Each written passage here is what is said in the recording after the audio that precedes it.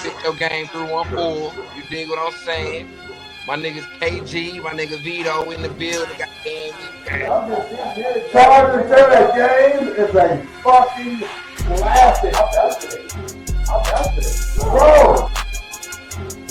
All said and done. When it was all said and done, I felt what Gucci said. He's like, nigga, that was 05. I'm still mad. Yeah. Thank you. What's today? It don't matter. We don't support black business. We do business with black business. That's what we're Yes, sir. Yes, sir. Welcome to another special edition of Spit Your Game, Talking Shit. I'm half of that dynamic duo, man. It's your boy, Vinny Vito. Joined with the no other than Chef KG in the building. You know how we do it. Got that special shout outs to Major League Gas, that one of one or one of a few hoodies. Yeah. I never get that's so special weird. right there. I felt like who we got on the podcast, I might as well be so St. Louis ask my tattooers, you know what I'm saying? You can't get no more St. Louis than that. I think every St. Louis landmark is represented on that hoodie, man. That's special. St. Drew's, Battle Hall, Hot Ribbits. So, but enough about us, man. We got a very special guest. I'm gonna name off some stuff, man. Freestyle Friday Battle of the Year. Champion on 106 and Park. Unsigned hype. Unsigned hype in the Source magazine. Back when they still had magazines. You know what I'm saying? That's major. Featured Double XL magazine. You know what I'm saying? 112 Slum Festivals. I didn't even know he had the title of the most. You got more? Yeah, he's got the most. Pro-Life Records. That's just, those some little hints out there. Pro-Life Records. He's also invited to the White House when Obama was there. What else, man? Man, he's a co-founder of the Hands Up United. I believe it's a non-profit organization. He can correct me if I'm wrong. That was prior to Mike Brown, rest in peace. Him, with the thing with Darren Wilson. People know. If you know, you know. And he's also traveled to, this is really interesting, traveled to Palestine with the Dream Defenders. You know what I'm saying? That's very major. Amazing, bro. Like Palestine to really, because he's like, well, we didn't say activist. You know what I'm saying? He's really on this activist shit, like a black rapper activist. I would definitely call him an activist, man. Well, listen, really without further ado, man, let's bring the man, the myth, the legend, man. Everybody put your hands together, man, for Tef Poe in the building, baby. What's up, fellas? What's up? Yes, sir. Yeah. I hope I really hope we did some justice for you on that intro, man. No, it's all love, man. It's all love, man. I say like Malcolm X used to say, just make it plain. I don't even really care about some of the stuff I be forgetting I even did at this point. You know what I'm saying? That's respectable, man. Yeah. I ain't gonna lie, man. This been fun getting ready for this interview. I was just going through like some of your songs, and then I just forgot we was kind of been in the same circles with people. I forgot, Cool, Odin, and Dubbo. So I just remember those days of them being downstairs in the studio, y'all coming through and making. I was like, I know these niggas from somewhere, but everybody kept on their path, man, and it's dope to see everybody still doing what they doing. You know what I'm saying? Yeah, it's hella dope, man. It's hella dope. I feel good to be a part of that lineage, the history. You know what I'm saying? Keeping it going for real. Yeah, man, because you really true to this hip hop shit. Like it's your DNA. Like I don't know when you got inspired. Because I've been watching some of your interviews. You said you started writing at like 12. So what got you there? What got you there to even start writing? So my big brother is Black Spade, who is a legendary St. Louis producer, rapper, singer. He do it all for real. Band, curator, and he kind of always he was a hip hop artist, but he always was doing something kind of experimental, like around the house or stuff. So I kind of just came up watching him as the youngest of the brothers, and then I just kind of wanted to start doing my own stuff because they wasn't really taking me serious because I was the youngest. You know what I'm saying? So it's like just start writing my own stuff, just really off the watching my older brother and them do their thing, and then I didn't have a place to fit in as the younger brother. Mm. I feel that. You know what? Because I'm definitely the younger brother myself, so I definitely understand that plight right there, bro. But what I wanted to know, man, was what's some of your earlier influence and inspirations, bro? Because when I listen to your music, you don't sound like what a typical St. Louis artist is deemed to sound like. You know what I'm saying? Yeah, man. What kind of shaped your flow, bro? I always kind of wanted to be like that. Like back when I first started rapping, you know, we all used to listen to like a lot of West Coast stuff in St. Louis. You know what I'm saying? So Facts. you got your fundamental pieces, you got your Ice Cubes. You know what I'm saying? But Cube was more of a rapper really from like my older brother and them generation still though. You know what I'm saying? Like even though I was listening to Cube as a shorty, it wasn't like cerebral music of my adulthood. You know what I'm saying? So like I think 96 on down is really my golden era for hip hop. You know what I'm saying? Like when I come into the Tupacs and the Nas's and the Hoves, of course those is like the standard guys, you know what I'm saying? But I just took myself down a wormhole of listening to as much rap as I could listen to back then. So I've listened to stuff that people wouldn't even imagine how much Wouldn't even trip off of. hip hop I've actually heard because I just studied it, man. I ingratiated myself with it. Stuff I didn't like, stuff I love, stuff from different coasts, stuff from overseas. I was always like, just if it's hip hop, let me hear it at least to see what they doing because I was trying to hear the art of it first and the technique of it first to determine like, okay, all right, Brother Lynch come with it like that. Can I do something like that? Or you know what I'm saying? Like, okay, Nas coming like that, Nas chopping like that, but what if I chop like Nas but throw some little Tech Nine in there or something? You know what I'm saying? Like coming from St. Louis, we didn't really have no definitive MCs like that, so I could take a piece from Raz Cash, take a piece from Cannabis, mix it with some Tupac. You know what I'm saying? And they wouldn't be able to tell that that's what I'm doing because they ain't even listen to They ain't all really hip to it. three of them in succession like that. You know what I'm saying? And that's one thing about St. Louis. We always kind of talk about that on the podcast where St. Louis really wasn't on East Coast music. You know what I'm saying? It really took God. You really had to search for it. You know what I mean? Yeah. And it was like different radio stations, different underground radio stations that you'll be able to, first time I heard Wu-Tang was like on that underground radio station here, you know what I mean? So, facts, bro. But yeah, St. Louis was definitely more West Coast, like you say, West Coast and down south. It's saying that's West what we Coast rock and with. Southern, man. Yep. And originally, cats wasn't even really super messing with Southern music like that. You had your Ball and your G's, you had your Tony Drapers, your Teelers, your Rap A Lot, your Scarface, you know what I'm saying? I remember when 3-6 started creeping in, you know what I'm saying? But originally, the Southern rap was really kind of like I would compare it to like indie pop in rap or not like punk rock music coming out of Seattle or something. Like it was destined to become the standard, but back then it was still underground for us, kind of. You know what I'm saying? Like the MJG and them wasn't mainstream rappers to us. You know what I'm saying? Hell no. Right. So yeah, man. So all of that stuff is in me, dog. You know what I'm saying? Yeah, dog. That's dope. So I saw you saying in the interview, so you say you took a little bit from the West Coast, right? But how did you end up referencing Rakim, Tupac, and Nas in your your so them I reference them cats a lot. Yeah, so just going on my little hip hop journey, just listening to different stuff and trying to find my way through it. I never cut myself off of none of the information that was coming out of the culture when I was a shorty. So when I was on my quest to get information, I kept hearing people talk about Rakim. You know what I'm saying? And they was talking about the man like he was just straight up dangerous, or like to be revered, or like they weren't talking about him like they talk about normal rappers. So I went and did some research on. I'm like, man, why everybody talk about dog like woo woo woo? And I found out like, he invented a lot of the techniques and styles technically. He was ahead of his time in a certain to a certain degree. And So I start studying them and seeing what was up, and then I found out that you could see the stylistic link between him and Nas. You know what I'm saying?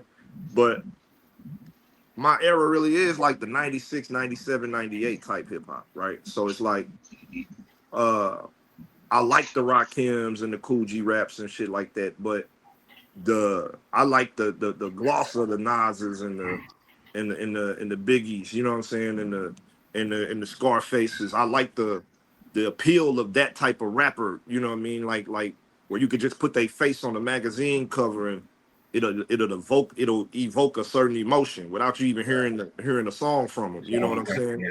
So that's my era where we learn how to mesh the imagery of hip hop with our lyrics as well. So it ain't just lyricism to me. With me, I kind of know how to present it in a way that, you know what I'm saying, even though St. Louis don't like certain rappers or didn't like certain styles of rap, I just knew how to present it true to the environment enough to make for people to catch the link of what I was doing. You know what I'm saying? It's 96, 97, 98 for me, man. That's what make me as an MC.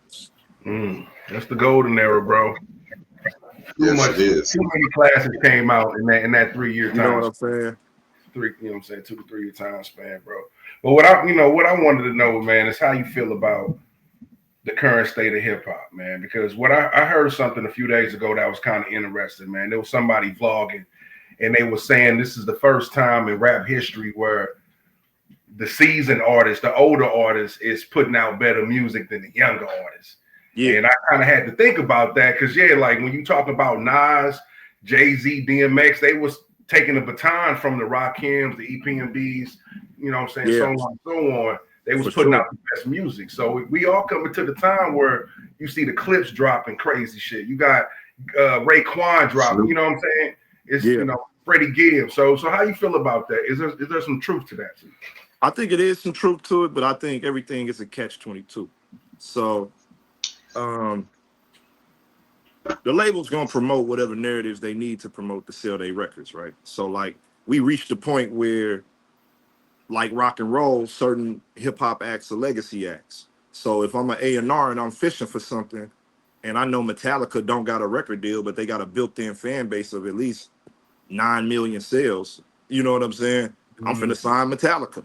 You know what I mean? I don't need no new niggas. I'm signing the niggas that's already built in. Already established. So a lot of times what's going on to me is they finding out that they got to spend the money to create these new artists so much, right? Like they got to create the narrative, the image, that they got to do this, they got to do that. But if you sign a De La Soul, they ready to go. That's 30 years of fans. Facts. Already cult following. They already know how to make records. You ain't got to do all of that with them. They gonna go in and you give them the money, they finna go in and make a crazy record. You know what I'm saying? So I think, true. The state.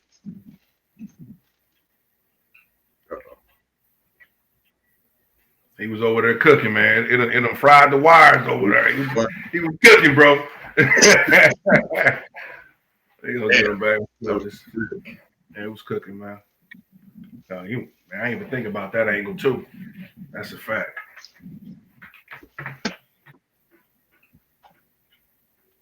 Excuse me. That's the thing about it, man. You know, we got people like the motherfucking record labels probably looking at those hardcore record sales cats was doing back in the day. You know what I'm saying? Because that stream shit ain't really popping off like it was supposed to pop off, to be honest. Everybody ain't happy with that stream shit. You know what I'm saying? Because that stream shit, dog, for some reason, in some cases, bro, that shit don't equal up to. My bad, man. Somebody called. I should put it on airplane mode, but I got so much stuff going on. I'm like, I don't want to miss no calls. But you good, bro. But like I was saying, I think when you really do the math, like I heard L.A. Reid say, man, Rick Ross was searching for a new label, and he was like, a lot of guys didn't want to sign Rick Ross at the time because they like he already did it, and he was like, I'm gonna sign him because do he not deserve a home? You know what I'm saying? Like, he a legacy act. Do he not deserve a label? He already proved that he was a good company man. The product already got legs. You know, if Limp Bizkit was looking for a new deal, they're gonna put the Limp Bizkit album out. They're gonna put the Bruce Springsteen album out. You feel what I'm saying? So like, we the only genre that kind of look at it backwards. You feel me?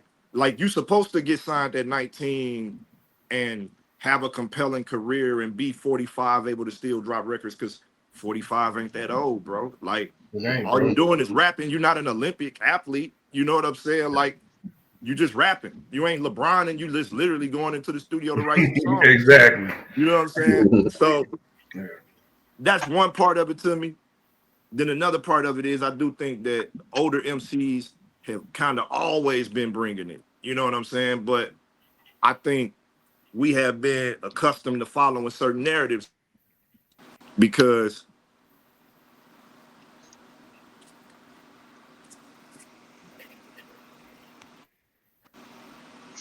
my bad, man. But we have been accustomed to following certain narratives about certain stuff. But can I really say back then when we really do the hardcore math about it, has Big Daddy Kane ever been whack, bro? Like, Never. can we really verbally say Big Daddy Kane has ever been whack? Like, sure, we might not have been listening to it because we might have been listening to whatever was more sonically appealing at the time, but that man has always been Big Daddy Kane. You know what I'm saying? So that's Smooth how operator. that's how I see stuff like that. You know what I mean? Like I think the industry will formulate certain narratives for his benefit, no matter what it is. They did that when the young guys was taking over. You know what I'm saying? Like, oh, it's the youth. You know what I'm saying? Woo, woo, woo, woo, woo. And they hyping up cats. And they like, oh, and it's a YN revolution and all this crap. You know what I'm saying? And it's like hip hop just either is in you or it ain't. You know what I'm saying? Either you dope or you ain't. Just like if we was outside rapping right now, either you spitting or you ain't. Either you hard or you not. You know what I'm saying? And I think that's what the older cats that are coming out with these records behind the labels right now are establishing, though. I think like a cat like Ghostface dropping a brand new album in 2025. That's a if either you hard or you not. Can you drop while Ghost is dropping? You know what I'm saying? Like, I don't know. That's just how I see the game. You know what I'm saying? Like, so you know, I think it's a layered conversation because sometimes you gotta watch how they present certain narratives for what they pushing. You know what I'm saying? That's some real shit. And I definitely even think about that angle, you know what I'm saying? Because when you got solidified acts, that is easier to push because they got a co-following. They're going to sell that new merch. You know, we were just talking about the clips with their, they were selling their CDs and all that. You know what I'm saying? They already know they're going to go crazy. And they know how to be rappers, bro. Facts. Yeah. Like, oh, shit. He's just about to cook. Oh, there you go. Y'all can see me go. Yeah, you good. You good. Yeah, and they know how to be rappers, man. They know how to be rappers. You know what I'm saying? Like, the clips don't need no media training. You know what I'm saying? And, you know, I hate to be always, because if you talk to me, I reveal the wizard behind the curtain with rap all the time. You know what I'm saying? So, a lot of times, it don't even be as magical as the fans think it. You know what I'm saying? Like, it's super dope, but it's supposed to be dope if you went to high school with Pharrell. Your homeboy then became the new Quincy Jones. You know what I'm saying? He leaves Louis Vuitton. Like, all you doing is waiting on the phone call. That's a fact. You know what I'm saying? Like, this your childhood partner. It better be hard. You know what I'm saying? Hey, and them guys, but you know not whack. It could be whack, but it's not because it's for real. So I think, you know what, it was definitely a lot of anticipation. You know what I'm saying? And they definitely did deliver. But you made a good point, man. We the only genre that kind of it's uncool to be an older artist, man. We just saw Ozzy Osbourne, man, 70-some years old, just do his last concert and it was sold out. It's the reverse, man. People over there crying over this guy. You know what I'm saying? And he was in the chair. He didn't even stand up for the whole performance. It don't matter if they. It don't matter if you want to breathe the machine, whatever. They gonna celebrate their artists, and that's one thing we don't do. Man, that's what I'm trying to do, dog. I ain't gonna lie to you, bro. Like, the only community that kind of like 65 up there still rocking, bros. I'm trying to be. You know what I'm saying? I'm trying to see if I could be the first St. Louis MC in my caliber to rock that thing till I'm about 80. Cats like, dang, Tef Poe still dropping music? Like, yeah, we gonna Damn move right. through a whole lifetime together, you Hell know. yeah. If I got it Bro, my we way, need you that. know what I'm saying? You know, one thing I feel about you, bro, I feel like you gave credibility and validity when it comes to the hip hop scene in St. Louis, dog. You know what I'm saying? Watching you, Rockwell Knuckles, Rocky way back in the day at the high point and all that, man. Like y'all really been Yeah, doing this for a long time. Paying long time. dues is an understatement with y'all. Y'all Yeah. been doing this from the grassroots, man. That's why we got to give you your flowers while you're here on this platform, Man, bro. I You've been appreciate it, doing G. it. Okay. Sometimes when you've Yes. been rapping as long as I've been rapping, man, or just at this point, a lot of things I do transition from rap to all type of different interests, you know what I'm saying? But rap is the catalyst that made it possible. You know what I'm saying? Facts. It's the Mm-hmm. catalyst that Got gave you in me the the door. confidence, put me in front of the people. And I think what's intriguing about my story is um if you've been watching me for a long time, it's kind of been like its own version of a movie. Like I'm not always in artistic favor of everybody. You know what I'm saying? I might have bold public opinions that some people might be like, "Dang, we didn't even know dude thought like that." You know what I'm saying? Like one thing that I tell younger artists, one piece of game that I can give younger artists that the OGs gave me was don't wait to have a career. Right. So you waiting for some shit to happen that may not happen, but life is happening. So that's take that and make that your legacy. Rap about what you're going through, what people in your neighborhood going through, what your city actually going through. Attach yourself to the actual social algorithm of the times as an artist. You know what I'm saying? Like that's what a rock and roll artist used to do. You know what I mean? Like somebody like Johnny Cash, the times are gonna carry him through the times because he is a part of the motion of that era that he a part In the of. fabric, right? Not just musically, just he a part of it. I don't know how to The explain it culture. to people, but for me, that's what did it. You know what I'm saying? So it's like, even if people don't know my music, they kind of have an understanding of me as an artist and what I'm aspiring to do. Even if the music ain't their thing, they got an understanding of what I'm on. You know what I'm saying? No, that's the fact. And another thing, like you say, man, the music's been your vehicle. And it's put you in a lot of rooms, man, with some iconic people, man. You know what I'm saying? I seen you in the room with Nas, bro. When I saw that picture, I'm like, yo, this nigga done made it. This is it. This is Mount Rushmore right here, bro. You know what I'm saying? We were just Yeah, discussing it, man. You Yeah. did tracks with Chino XL, Young Noble, yeah, you know, RP to Killer both of Mike, those you guys. yeah. You Crit, know what I'm saying? So, I Wade, mean, so how does that feel to you, bro, knowing that you was able to do tracks with some iconic people, man? Man, dog. Sometimes I don't even know how to feel about it, to tell you the truth, bro. On a real humbling level, man, I'm just happy to be able to contribute something to the culture, like as a dude from St. Louis, straight from St. Louis, Missouri, 314-636-618, the 57, whatever the new area code is. You know what I'm saying? Shout out to the new area code. You know what but I'm we talking about saying? the old St. Louis where the bakery was still right there on, you know what I'm saying? Straight The eight, where Hostess That whole Bakery. bakery, the no air used to doubt. smell like Yeah. doggone bakery when you drove through that mud. Facts every Pastries time. and man, you was Yeah. breathing in honey buns over in that area, No man. doubt, bro. But yeah, man, it feel like I just wanted to be able to do some of them things. You know what I'm saying? Like and I'm still not done. I got records that I want to cut with a lot of people. I want to cut some with Scarface. Mm-hmm. I want to cut another one with Killer Mike. That was like my first real feature that I did with somebody. I was gonna ask you about that too. Shout Yeah, out to Killer Mike, that's Mike. my brother, man. That's Mike. Killer Mike is a real nigga, man. Like partner of mine, you know what I'm saying? Like more so than a rap homie, you know what I'm saying? He a real nigga, man. I seen Mike get this thing out the mud, you know what I'm saying? Right. I seen Mike not have nothing and then come back with everything. You know what I'm saying? So like he is a part of one of my examples to keep going. You know what I'm saying? Like I have seen the temperance that it takes to keep pushing through people like him. Like I know what it takes to get across that line to get the establish a massive global fan base, then get 6 Grammys.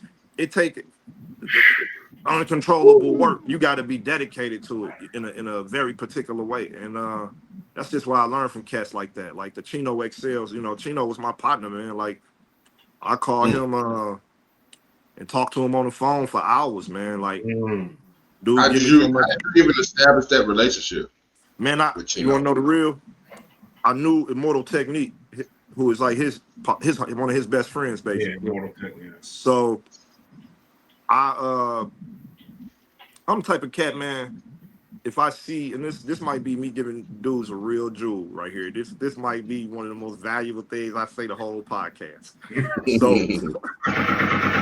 what I do if I got a big homie in the game or a more established artist in the game, I don't just talk to him when I need something from him, you know.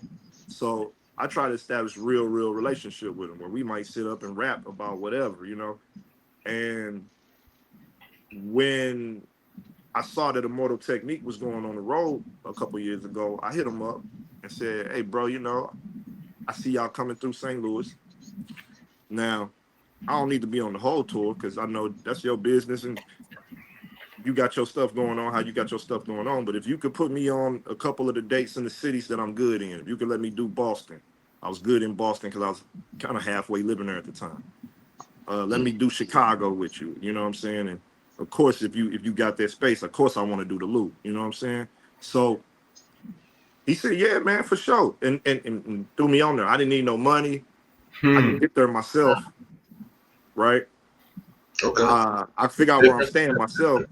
You just put me on in that dead spot on the show where y'all still getting the night going and it's a couple people in there. Just let me rock that spot if you can. And that's something I consistently do with people. You know, I won't even, you ain't got to pay me. I'm going to get there myself. I just want the opportunity to be in front of that audience. Facts. So, Fresh faces. So he threw me on a couple dates through that, and Chino XL was on tour with him. So when I saw Chino XL backstage, you know, first show, I'm like, hey, bro, you know, I'm rapping with him. You know what I'm saying?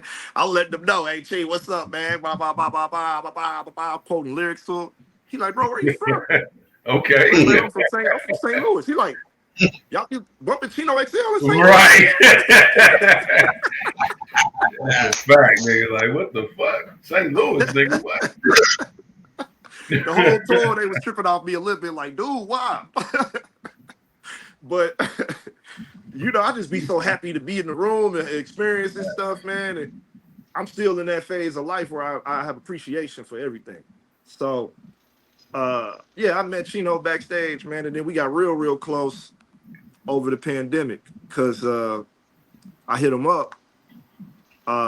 I said, man, you know, do a song with your boy, man. You know, woo, woo, woo. I had to pay him a little couple dollars, you know what I'm saying? But I didn't mind that because that was part of the reason I hit him up. I knew it was the pandemic. Stuff slowed down. Right. Everybody could use a couple extra dollars, right? So I felt like that was a good time to see if I could get business done with certain people. So, you know, he bit the bullet on it. You feel me? He bit the bullet on it. It took him a little bit longer to write a verse than I'm accustomed to somebody who sends me a feature back, takes the right. But also what I realized when I heard the verse, this is a real Chino XL verse, bro. This is him really sitting down to write this verse specifically for this song. And that's one of the greatest pens of all time. So it's like, of course it's going to take him a little second. It's a fact. You know? So, yeah, man, but here's the catch. You know me. I'm crazy. So I get to talking to him. I said, man, you got to tell me about the East and West War, dog. Okay, now. Your name is one of the biggest non-rap bars of all time, you know? So he was telling me about it. And he was like, I don't even got no real, I never had no real smoke with Pac. You know, he was like, I view him as a cat that would say whatever and I would say whatever. So we just, you know, he was like, half the time cats actually thought I was from the West Coast because he was mobbing with a bunch of, you know, those brothers out there. So he said, I didn't even know people really thought I was an East Coast rapper. He's you know. He's an East Coast rapper? Yeah, he's from New Jersey. Get the fuck out of here. That is crazy. Okay. West Coast. I thought for sure he was West Coast. The brain came, I thought he was West Coast.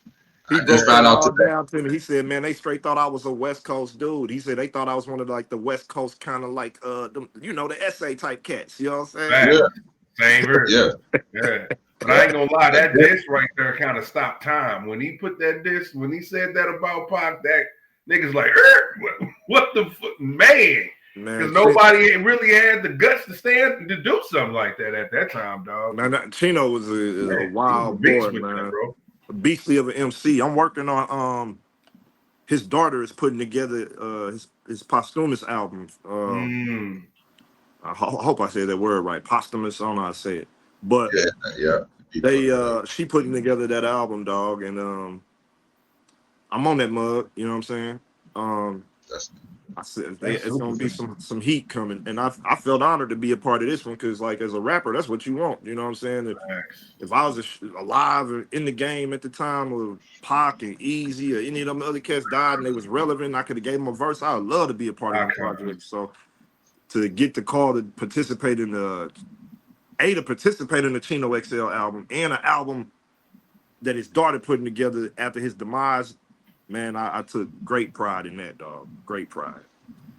But one thing I want to say, man, that you mentioned that your music might not have reached everybody's ears, man. But how does it feel to have the respect of your peers, like a Chino XL or Nas? You know what I'm saying? Yeah, Young Noble. yeah. How does that feel to you? Because that's Man, hella honorable, bro.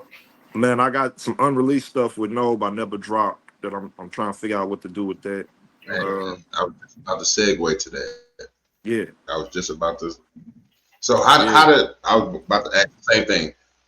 How you met Chino? How did you meet or link up with Young Noble? How did that even come about too? Man, St. Louis's own Rip the General from Pine Line. Him and Noah was partners, you know what I'm saying? Real partners too. Like, Rip was damn near St. Louis outlaw for real. So he gave me a call one day, wanted me to do it's a video of his where I'm playing a particular role. It's more like a movie than a music video. And I met Noah at the shoot that day because we shot 2 videos that day. So I think I met Noble at the second one. I might have met him at the first. I can't remember, man. It was years ago. But we did 2 videos that day. And Noble came to St. Louis just to do the videos. He hung out with everybody all day. He was just one of the regular guys for real, you know. And so we developed a relationship really off the shoot.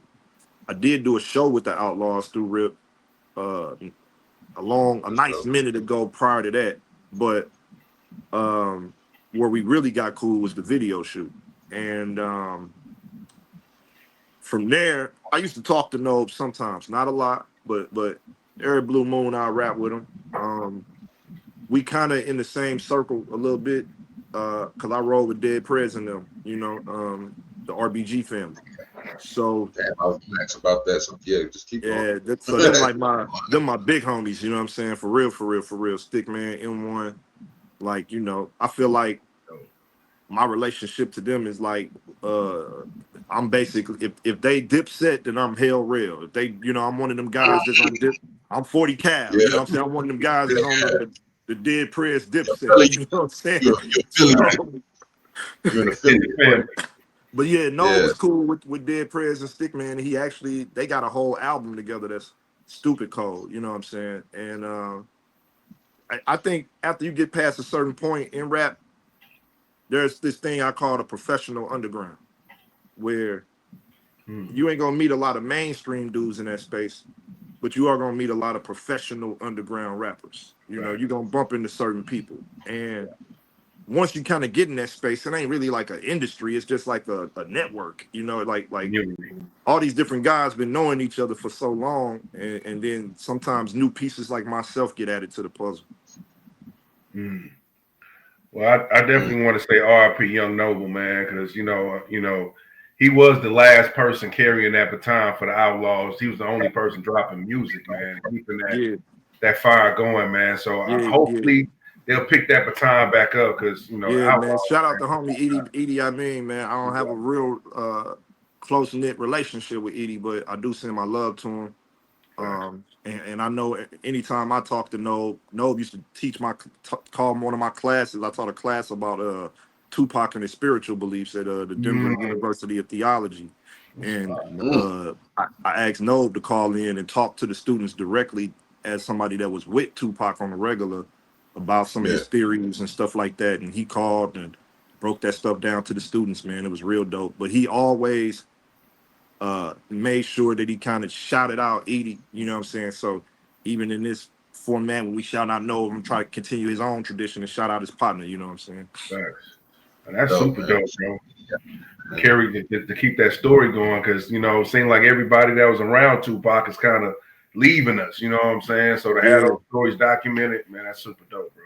Yeah, man. Red Pac the GOAT, man. It's a lot of that Machiavelli in my flow, man. It's a lot of that Machiavelli in my decision making. Machiavelli, come on, man. Man. It's a lot of that Machiavelli in my cadences, you know what I'm saying? Like Pac down there taught me how to rap, man. All right. Let me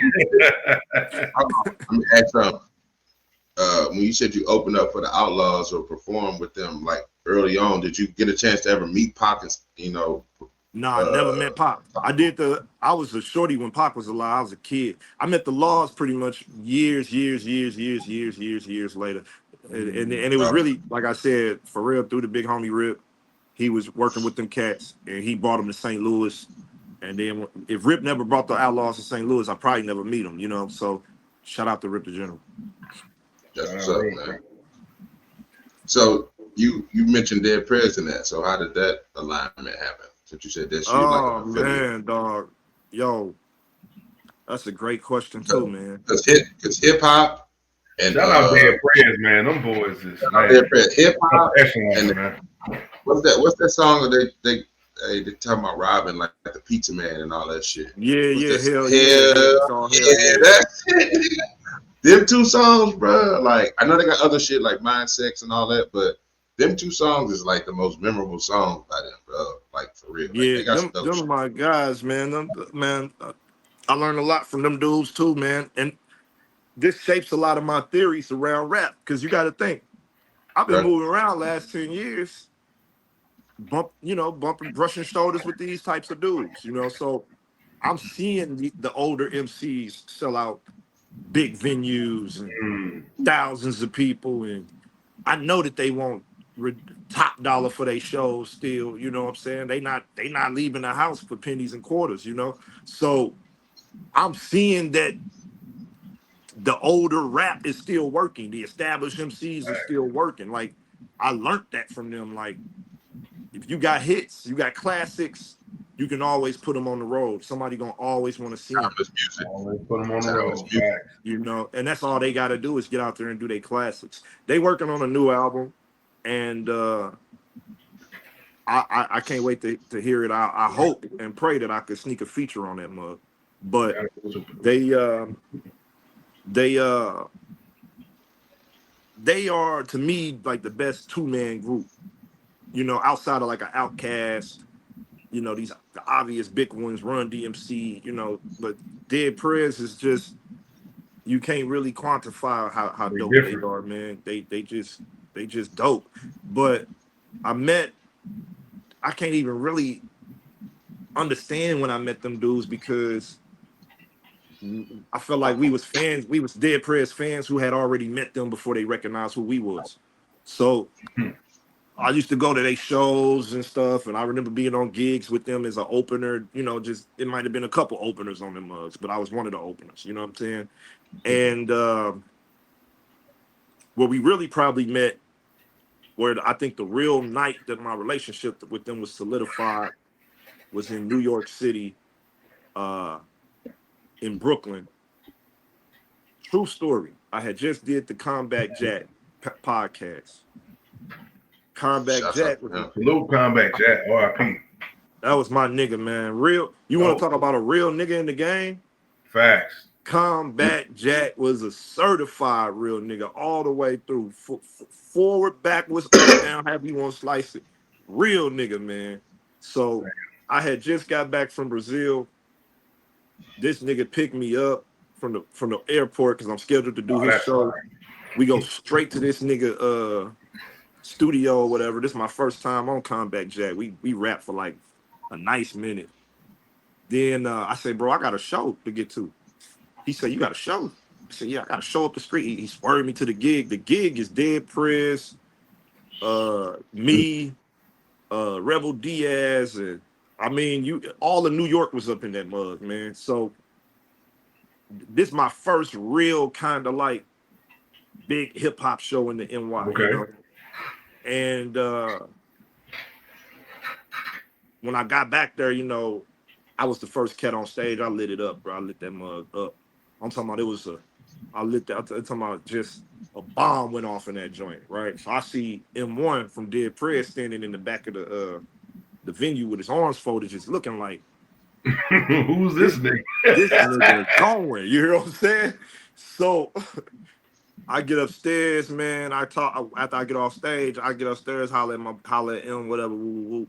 He say, man, you something different, bro. You know, woo, woo. We start chopping it up. They had came to St. Louis, and I think we did a gig in St. Louis before we did the New York one. But my memory kind of murky at this point. But I do remember when they did come here, I did tell some of the homies, some of my own soldiers to hold them down, you know, and I think that's where the real moment of them realizing like, oh, dude from the Midwest, but he kind of got some power out there. Then when I do the show on the East Coast, it was even more apparent, like the light bulb that went completely off, like goddamn, this nigga ain't playing, you know. So when I got upstairs, I met I don't know if y'all ever heard of him. It's a dude named Bizarre Royale. He used to be signed to DMX when DMX was trying to have a little record label called Bloodline for a little second. So me being a rap nerd, he was like, yeah, I'm Bizarre Royale. I dapped him. I was like, Bizarre Royale? He's like, who the hell know who the fuck I'm Bizarre? Yeah, he's like, nigga, what type of rap nerd are you, nigga? He's Right. Like, you know what I'm saying? you know the niggas on the motherfucking bridge, nigga. Damn. How serious is you taking this shit? Straight up, nigga. You know what I'm saying? So I'm up there, I'm pointing out all type of niggas. They like, damn, dog know a little bit about rap. Rap, right, exactly. You know what I'm saying? But I chopped it up with them backstage after that performance. And that was when, you know what I'm saying, M1 that basically told me, like, bro, you one of us. You know what I'm saying? Like, RBG is a movement, and you definitely a part of that. You know what I'm saying? So man, that for me, that was a big night. You know what I'm saying? Because to get the direct vouch from the man verbally, looking me in the eye, you know what I mean? Like that. From there, that's all I needed. I just ran with it. You know. And man, you know, and secondly, bro, to go over to the East Coast and rock it as a nigga from the Midwest, man, that's something crazy man. too, bro. New York don't play, man. It's their backyard. They from Florida, but they from Florida, but they spent their time building a situation in New York. You know, like so they kind of from both states, so to speak. So when you go to, I didn't even know that. You just put me on. Yeah. But so when you go to a Dead Press show in New York, I mean, that's like me here. You know what I'm saying? Like everybody in that mug. You know what I mean? Right. Homeboys, homegirls. You know, people coming in from neighboring tri-state areas just to be in that mug. You know what I'm saying? So that, to me, you ain't did a Dead Press show if you ain't did it with them in New York, because that's where they got their full artillery to do their real show. You know? That's super dope, man. You know, I got a chance to see you on stage with Talib Kweli at the City Winery, man. Okay. You know what I'm saying? You popped out and did your thing, man. That's another one of my big homies, man. I just called Kweli yesterday trying to see where he is in the world, man. I ain't get in touch with him yet, but I'm gonna find him. But Kweli, man, he got a lot of love for your boy. I got a lot of love for him. You know what I'm saying? Kweli, one of them dudes. As long as I holler at him before I make the move, I can pretty much be wherever he at. You know what I'm saying? Like, I done met so many people through Kweli, man. You wouldn't even be able to. I can't even tell you all the people I done met through Kweli, man. From Jizza and the Wu-Tang Clan to man, Jungle. I met Jungle and them, Nas brother through Quad. All type of cat. Just. That's what I'm calling them about. Make that happen. Okay. That's what I'm calling them. You want They to got a perform little shindig. They your got a little shindig at Chappelle crib that they do yeah, every year, man, like a little 3-day festival. And yeah. I heard about I ain't never went to that mug. So this year I'm trying to pull up, man. I'm trying to pull up. that. Oh, that's So gonna be dope. and Quali, another situation like that, the same thing, how I met Chino. People don't know that I actually met Talib Kweli through doing business. And he didn't even know this till I reminded him. Hmm. We brought Kweli to St. Louis when I was doing 106 in Park. And Okay. we had a sold out show with him at the old Rock House. And that was when I was first starting my little independent company with my man Jay Stretch. Kweli ain't know us from Adam, you know what I'm saying? But we got a good chance to book him on a deal. We booked him. He came out, did the gig. He was like, "Dad, y'all cats really handling business. Like, you got a line wrapped around the building, man. What's going on, man?" So I'm doing this podcast interview, right? I stay with a world famous music producer, my man Fresh Voice. This dude Okay. just gave me, man, in my hand while we doing this show. He told me he Okay. had this, and we've been looking for this for years. This is basically Okay. a Tupac Shakur demo. Get the fuck out of here, bro. If you could What look, definition of a I gun? can't My tell you where we forte. got it. You know it's official when it's on the white tape too, my G. Tupac Shakur Wow. demo, man. Like real life.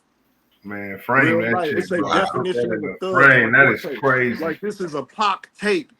That's crazy, bro. How many people can Okay. hold that same tape in their hands right now in present time? I'm for sure. He say Pac definitely probably had that in his possession. That's fire, bro. You got a piece of history right there, bro. It's a dub of one of his tracks. He had just laid that mug down.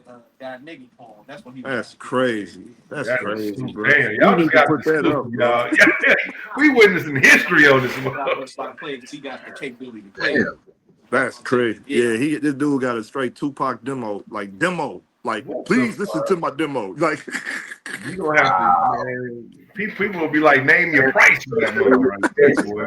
That's a piece of history, bro. but this cat, wow, man. He we just dropped his album on my label Crow Life, in session, from Freshman. He used to go by Fresh Voice from Legend Camp. Now, he got his name Fresh Voice from a member of the Last Poets. Okay, last The man poet. walked Shout up out to to us and says, last "You sound poet. like Okay. you got a fresh voice." Hey, I'm using that name for L. You know what I'm saying? I'm using that name for L. One of them type of cats give me that name. You know what I'm saying?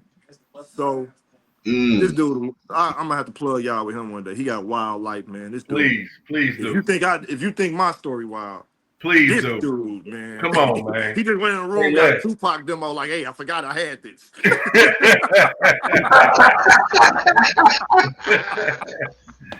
That's fire. That's crazy. Forget you got something like that, dog. That's crazy. But yeah, so we just dropped his album on Crow Life. He do beats and stuff, man. We did something different with his project where we brought all the St. Louis rappers together, as many as we could, just doing different collabos. We got Saint-O, Bezel Marziano, we got myself and Keem on the track. We got Rockwell Knuckles. It's just crazy combinations of people all over that mug, man. So it's been doing real good, getting streams all over the world, actually. So we trying to figure out when we gonna put the volume 2 out. And yeah, bro, that's just what we do. We chill, we build, and try to stay out the way, dog. No doubt, man. Yeah, we definitely got to have him on the platform, man, for sure. It'd be an honor, definitely, to get him on, bro. And, man, and you know what? You just named, collaborating with St. Louis artists, man. I did want to bring up the collabo you did with T-Double Bates and Corey Black. Oh, yeah. Era Spencer 5.0. Yeah. See, so I'm going to get into that, but let me finish my quality. Go ahead, bro. I got to say this on cam about my boy, man. Because he get a lot of flack, man, from different people. But Qua is a real brother, man. Yeah. Like, he look out for so many people, and he ain't no fuck nigga about it, man. Like, if he got some shit going on and it's a space for me to get in the mix, that nigga gonna let me in the mix. And so long as I'm not detrimental to his business and I ain't fucking up and coming in there, he ain't got no problem with it, man. Like first time I even worked with Kweli, he said, I heard you in New York. I said, yeah. He said, meet me in my crib in Brooklyn. Nigga, I'm going to Talib Kweli house in Brooklyn That's to crazy. record a song, nigga. Crazy. Come on, man. My Come mind is on, man. blown, bro. I don't That's even know how to so act much. once I get Nice, there. You man. feel That's me? I'm super like, dope. why am I in Talia Kweli house in Brooklyn?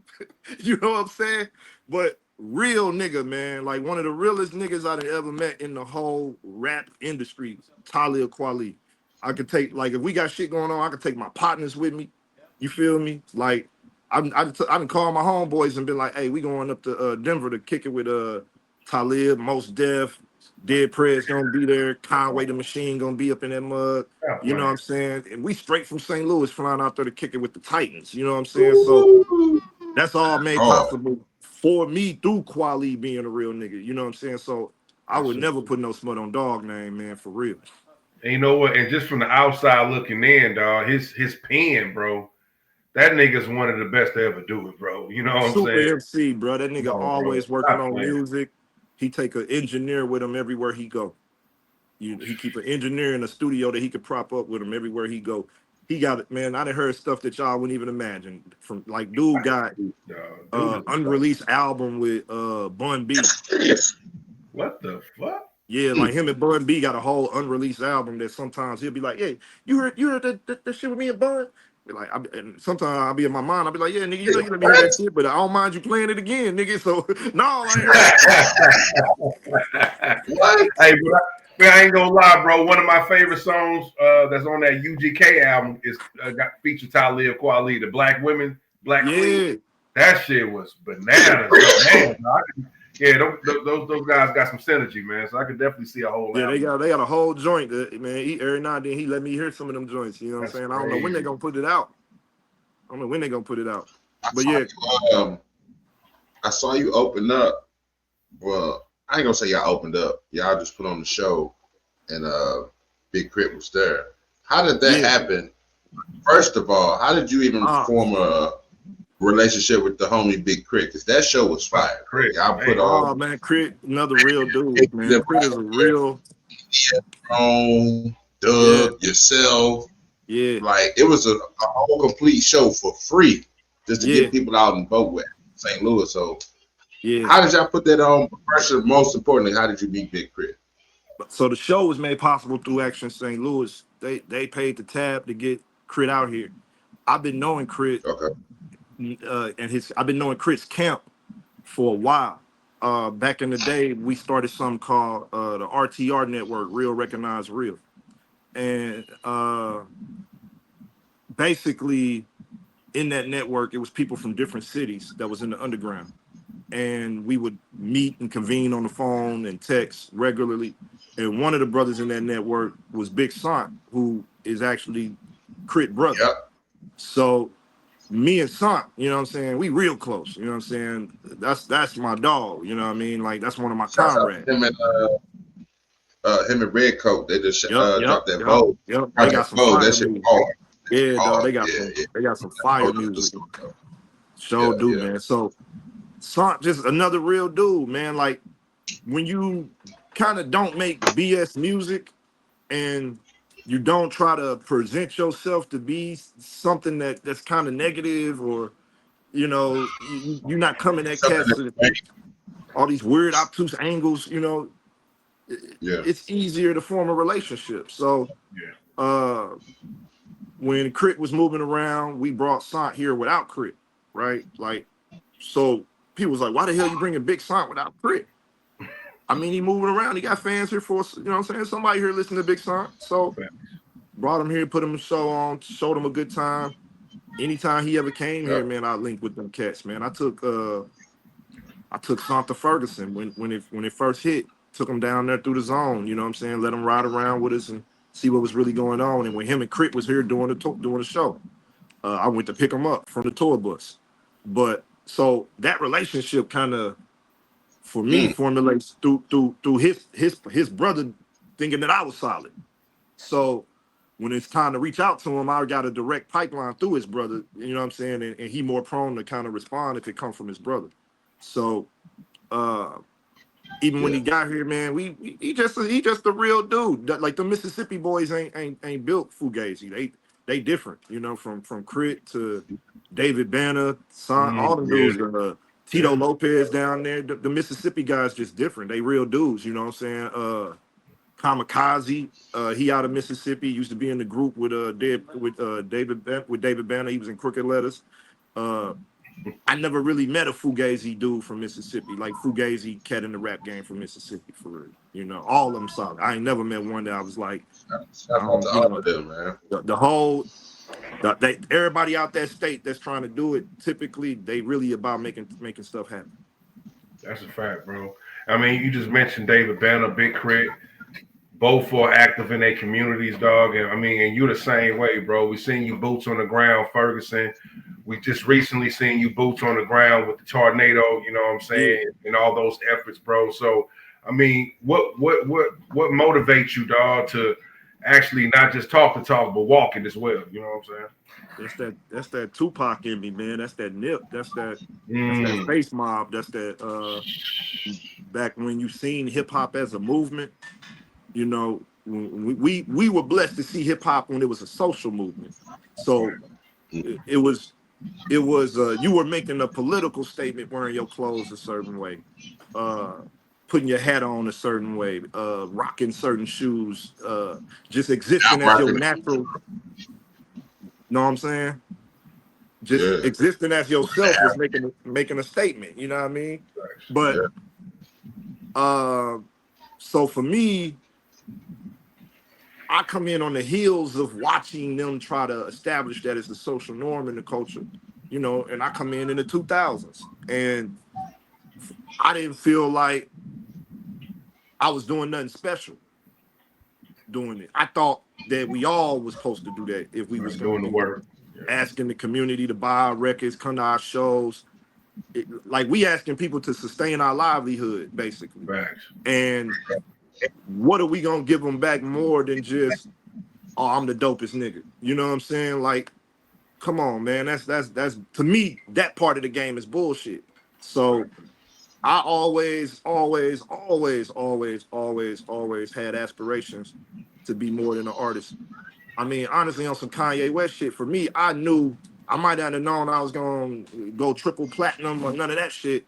But I knew if they ever gave me a platform, I was gonna help the niggas in the bottom out. I knew that. You know what I'm saying? If they ever gave me any form of a platform, I knew niggas that didn't get in the room was gonna get in the room. I knew that. You know what I'm saying? You gave me any space, I knew I was gonna get my homies in there with me. I knew that. You know, I knew that just was what I came from in the culture.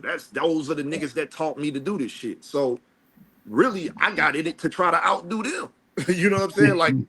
Like I want to be a nigga that's known for having a Bob Marley level of an impact. You know what I'm saying? Like Bob was selling records, but still going home and helping kids get in private schools and building studios at the crib and doing all type of shit he didn't have to do in Jamaica because that's where he was really from.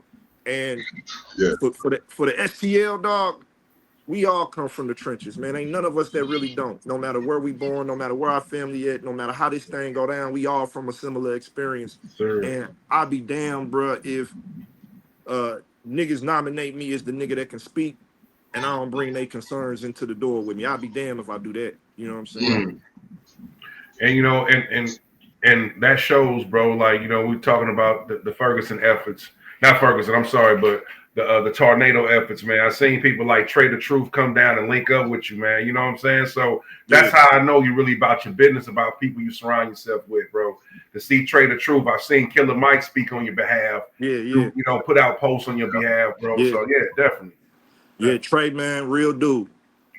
I probably sound like a broken record because I feel like a lot of my cosigns and guys that link with me in the music business, I don't really link with the lames. You know what I mean? I don't really link with the guys that's on whatever. I link with I'm blessed to be able to link with the soldiers and the innovative thinkers and that, you know, those the type of guys that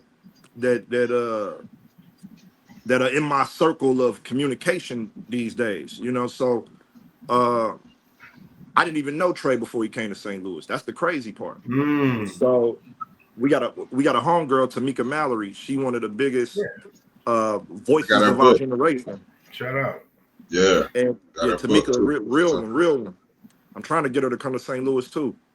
But when she saw the tornado was going down, she sent me a text and said, "Hey, I'm finna link you and Trey." So I didn't really expect him to be that level of responsive, but he responded like we've been knowing each other 20 years. You know what I'm saying? So real dude. We pulled up to a brother house on the west side. It was me, him, and Rockwell Knuckles. And, me, him, Rockwell Knuckles, and Young Dip.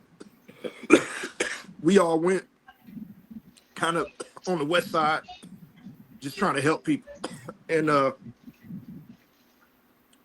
we found a brother who couldn't get out his garage. So that was the first house we hit together. We went in there, cut the tree down that was blocking his garage. And the dude couldn't believe it because he knew who we was, but he was like, "Y'all niggas really brought the truth to my crib." Right. And they like, "Oh, what the fuck I've been smoking today? What the fuck? I got Trey the Truth." Yeah, that's crazy though. To walk outside, you got Trey the Truth actually helping you, bro. That's gotta be crazy. Hands on in the backyard on the west side, cutting that shit down himself. You know, he hit a couple houses. It was a house across the street. We wasn't even on that block to hit that house. We just saw that house messed up. It was a lady that lived in there, and the tree was basically on her house. She ain't had no power, man. Man, I went in that backyard, dog. I saw stuff that I couldn't even believe. It looked like Jumanji was in her backyard. Like the wires was down. She had kids in that mug. I came back around front.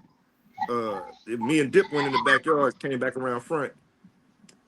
Trey and Rocky was cutting the tree down already. You know what I'm saying? So, I mean, when you real, you just do what you got to do. We ain't drawing out no synchronized plans like Trey the Truth coming on Wednesday. We're gonna do 88 houses. Nah, bro, just saw we was in distress, contacted some people. They put them in touch with me, and then we just start making moves. You know what I'm saying? Right. That's fine, bro. And one thing, it was good to see St. Louis respond, bro. You know, a lot of people was out there helping out and donating, whatever, man. So that was super dope to see the city come together, man. Yeah, dog. To kind of loop it into a question I think you was about to ask me earlier about the track with Bates. Yes, sir. Yeah, let's talk about it. The Kara Spencer diss track. Well, one of the many, basically. Yeah. I called them on some. I called T-Dub and said, "Hey man, I want to do a sneak attack on this one." And he said, "What you mean?" I said, "I want to get you and Bass on here, but I said if you can hit Bass, but tell Bass don't say nothing because I just wanted to drop. I don't want nobody to know that y'all gonna be on the next one." And it worked like a charm. We recorded that mug that day and dropped it. You know what I'm saying? Like a lot of the stuff I'm doing, people don't realize how rapid fire I am with them freestyles. So if I'm gonna say this on here, and I ain't never said this on no platform. If you hear a new freestyle from me over an industry beat, I probably did it that same day you heard it. Like, and I don't care how many of them I dropped that day. If I dropped 6 of them, I probably did all 6 of them that day. I went to the studio that morning, did 6 of them back to back, left, and put them out. I probably put out 2 of them from the studio and then recorded the other 4 while I was there. True story. So the rap game today is a rapid response game, you know what I'm saying? And what I'm mixing is one part modern rap with social awareness, you know, letting people know what's really going on and how it's going on. You know what I'm saying? I'm doing my best doughboy from Boys in the Hood. You know what I'm saying? They don't know, they don't show. And, you know what I'm saying? Hey, putting the medicine in the candy, man. That's a fact. You feel me? So, and I think, you know, it all is connected in its own way because I'm trying to be the St. Louis answer to Nas and Dead Prez and all these other compelling rappers. You know what I'm saying? So, man, this shit that I take hella serious. You know, like Yeah. legacy and placement and legacy. Because the truth is, I'm not a rich man. So the thing is, my legacy is where my wealth resides. You know, and how I'm willing to cultivate that legacy. You know, and back in the day, children were a sign of abundance because you really only had children if you was able to take care of them. And Yeah. you got to feed them. You know what I'm saying? Right. So back in the day, how many kids you had was a sign of abundance. A large family, a sign of abundance. I don't have kids. You know what I mean? So for me, my work is that abundance. It is that offering. You feel me? And then the people who I'm able to touch through the work.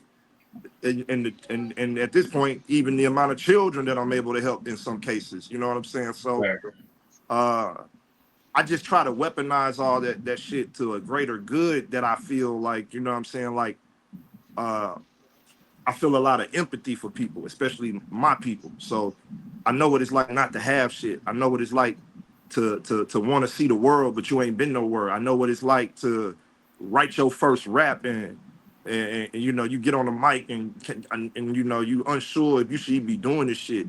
I know it's like to have a dream and stay up at night, nigga, and you can't go to sleep because you know you supposed to be doing some shit, but you ain't doing that shit. You feel me? So I'm driven by some shit that these other niggas can't even comprehend being driven by.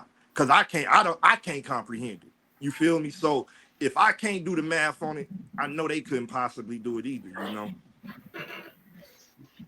That's super dope, bro. And one thing I want to say, bro, is when the real hip hop heads talk about St. Louis people that put it down, bro, your name is always gonna come up top of that list, Yeah. bro, because Man, my bro, G, you not I get a only lot is of you a love from the legend in what you crib. do, you a pioneer. Like I say, St. Louis Man, didn't have that sound. You was instrumental in putting that sound out for St. Louis, dog, and giving us the liquid. man, I appreciate every ounce of that respect, bro, for real. Especially at this stage in my career, bro. I appreciate that more than you even know. Those are my Grammys. Those are my you know, Emmys and all this other shit that these other niggas get. Those are my platinum plaques. You know what I'm saying? I did Bodine podcast and he said, "Man, do you think you ever gonna get the credit you fully deserve?" I said, "Bro, I get the credit." You know what I'm saying? I ain't no narcissist. You know what I mean? The story ain't over. We got eons upon eons upon eons upon eons for people to get into this shit. Straight up, bro. You feel me? A nigga 300 years from now is gonna pull this very podcast up from some digital archive, watch it, and say, "I need to understand what was going on accurately in St. Louis hip hop in 2025." So I pulled up this podcast where these cats had Tef Poe on this motherfucker, and he was talking crazy. Damn right, man. So to We the leave nigga a in footprint in the sand, baby. 3025, We we leave a see you, footprint. big bro. So I got a question. I was watching another interview, right? Yeah. And you said, "Oh, I'm gonna ask a question, okay? Why do you think the hook determines the name of your song?" Great question, my brother. Great fucking Because question. I was kind of wondering where you was going with that. I'm like, so he was like, "Man, I don't really write Because it here's the thing, until check it out. I get the hook first, and then I build around the hook." So You know, you hear people lay verses, but you know, you had a interesting aspect on that. So check it I out. just want to ask you that. Check it out. All right. I don't really write the same way every time for starters, right? So sometimes that beat come on, you may hear hook first. You may hear bridge first. You may hear last bars of the first verse first. Who knows? You know what I'm saying? But what I meant by that was basically in the in like black song history, if a song is called I don't know, let me think of an example. Like if a song is called Beautiful Orchid or something like that, right? But the nigga on the hook going step to the left, step to the left, step to the left, yeah, step to the left. People Like, finna call that motherfucker step to the left. the left, right. Straight up. Sad but true. I know what you mean. And Right, bro. that don't make it right. You know what I'm saying?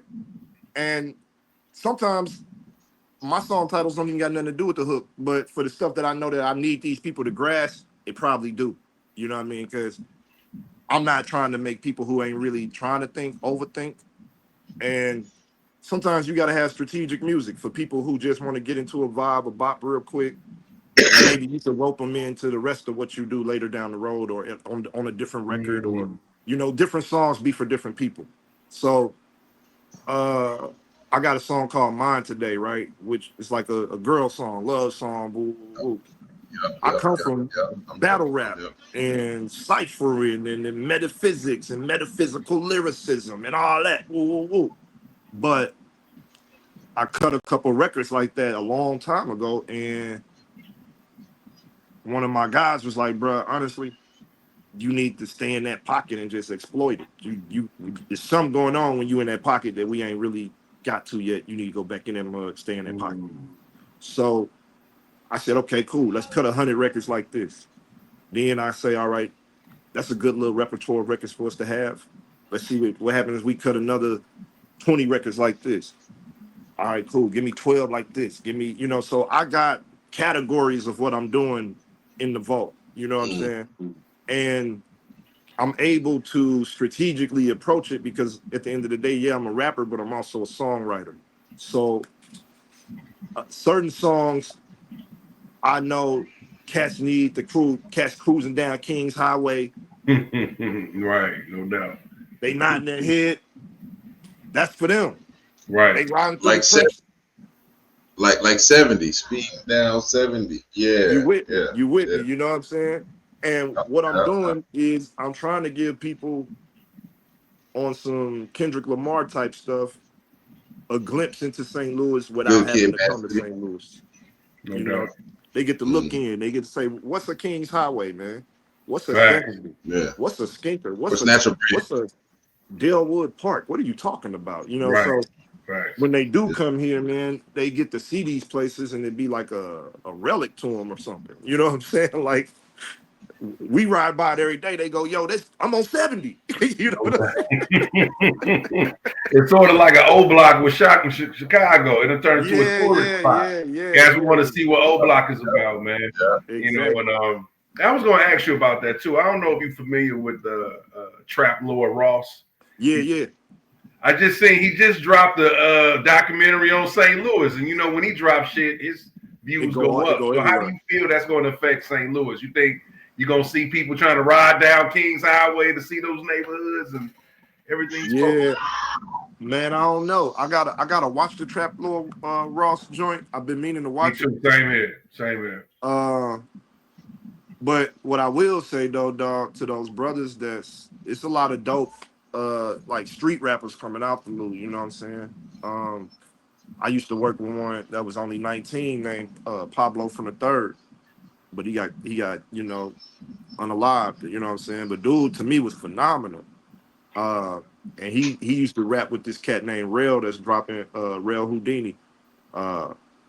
Real dope young cat, you know what I'm saying? He living that life, but his music is dope, you know? And my thing is for those brothers, man, we all had to go through the gauntlet in this city our own way, you know, and to be alive and to be able to look other black men in the eyes and have conversations and to see brothers raising their families and starting businesses and just even having some inclination of just being put together, that's a blessing when you really come from St. Louis, you know? So as it ties to like the street music and all that, I'm praying for all them cats, man. I ain't here to judge none of the brothers. Because we don't know what personal dilemmas lead to other decisions. We not in them shoes. We not throwing them shots. We not catching them strays like that. So yeah, it affects the whole ecosystem when we put the negativity out there like that. But at the same time, all of that is a product of choices that certain people don't gotta make. You know, some cats could come out rapping about whatever they want to rap about because they don't got that level of stress on them from their situation. Some people, that's their real situation, you know, and when you from the loot, them situations get realer than real quick, man. Oh, And yeah. Real quick, yeah. so We know. we don't even, you know, we don't really have civilians in our city. Like Damn, I our ain't never city thought got about it like civilians. that. Yeah, everybody a target, man. Ain't no You ain't civilians in lying, St. bro. Louis. My West That's a Coast fact. homie Bamboo had asked me, he said, man, you active? I said, active. I said, ain't no civilians in St. Louis. Like we don't You have gotta say active or that. non-active activities. You know what I'm saying? You live here. You a part of the discourse. No You either doubt. with the shits or you ain't. So it's like That's it. I had never even thought about that like that, you know. That's But crazy. No but civilians. ultimately, man, we even for like I said, man, I ain't got no judgment for none of the young cats coming up Facts. rapping certain ways. All I want to say is that I pray that they get to a space where they can let the art evolve and become more about the art and more about, you know what I'm saying, their ability and their talent than anything else. You know, like don't let the internet uh, dominate the narrative when if you really are talented, it's a God-given gift anyway. You know. Mhm. That's a fact, man. That's solid right there. I got Man, I don't know how much time you it. got to spend, but I definitely wanted to ask you this, bro. August 31st, Grandale Theater, third annual St. Louis Arts and Entertainment Awards, man. How does it feel to be the recipient of the Man of the Year award? Man, dog, mind blowing, my brother. Mind blowing. I wish I had a real, you know, celebratory answer for you, but I really don't. It's a mind blowing thing to receive from your own community, and you know, Right. for these people to be putting together this award show and they don't got to, and they really putting a Mhm. lot into honoring St. Louis notables and paying attention to what's actually going on in the community. Yeah, I mean, anytime you get a call like that and you can participate, and it's the third annual, you know, so it's like it set the tone for future ones, you know. So I'm honored, man, you know. And back to when Bodine asked me on his show, do I feel slept on or this and that? I never, after a certain point, I can't really say that because uh, the love that I get from the crib is just such a different type of love than what I feel other rappers get. You know what I'm saying? Like people come up to me in the street all day, every day, bro, I can imagine. and it's something that I don't take for granted because I could be somebody who don't got no ability to get nothing cracking, and then what? You know, I'm gonna be in a depressive state and blaming this and that person. So no, I don't lean into none of that. I take the love that people got for me and maximize it, man. that's a And fact. when it comes to St. Louis, Missouri, I get a lot of love. Definitely. And you know what? One thing about it, bro, is you see the St. Louis underground scene get bigger and bigger for as the audience. You know what I'm saying? I think you guys is definitely instrumental in that. So when you see a Currency come through the town, a Larry June, people are coming out. You know what I'm saying? Because of that underground, the underground For energy y'all for brung, man, for for real. sure, man. For sure. I appreciate you even saying that because I think even in the early days, you know, like when Freddie Gibbs and them used to come through Pretty here, and kids, facts. you know, Royce the 5'9" and Lupe Fiasco, you know, all these different cats that come through this joint, and we was either a part of the reason it happened or very closely associated with making it happen. And uh, now to be in the space where that's kind of normal, where you can expect to see some good stuff coming through St. Louis sometimes.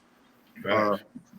I think that's real dope. And also for me, I'm always trying to evolve from just writing, from just rapping, because also to the new rappers coming out, being the best rapper just ain't about the music you make. It's about the decisions you make. It's about the spaces that your voice can make stuff happen in. It's about the, you know, if when you see a play on Instagram and you hit your man's, hey, I think we can get Project Pat here for woo woo woo woo woo. All right, nigga, let's see if we got what it take to push the button. Like it's about what maneuvers you playing a role in making off the mic as much as this is on the Yes, mic. I You know what I'm understand. saying? So you can be a LeBron or you can be a Carmelo. Both dope. Facts. Both dope. Both dope. And Melo, one of my favorite players. You know what I'm saying? But there's a huge difference in the two. That's a fact. You know what I'm saying? That's dope. Ask you a couple questions really quick. There was a couple songs that popped out of my mind. I just want to see where you was at when you was making these shits. So I got 3, but I'm gonna ask one at a time. All right. Dear Mr. Scarface. Damn, bro. That incredible fucking track. So I wonder what inspired. Oh, I know what inspired you, but what space were you in when you made that track? Man, I wasn't in the same space that I'm in now. I tell you that. I don't even know if I can mentally go back and write something like that. You got to be really living like that to write that joint, you know. And because you said some truthful bars towards the end, where he's like, "Man, that was real. That was real life. Let me get back to the subject." So you was talking about a real situation. You know what I'm saying? You was talking about a real situation. Bro, kind of how he. The whole song, bro, is a true story. Let's start there. Okay. Nothing in the song is fabrication. So kind of how Banks would do it. That was my real life. I was just making it rhyme. And I was young.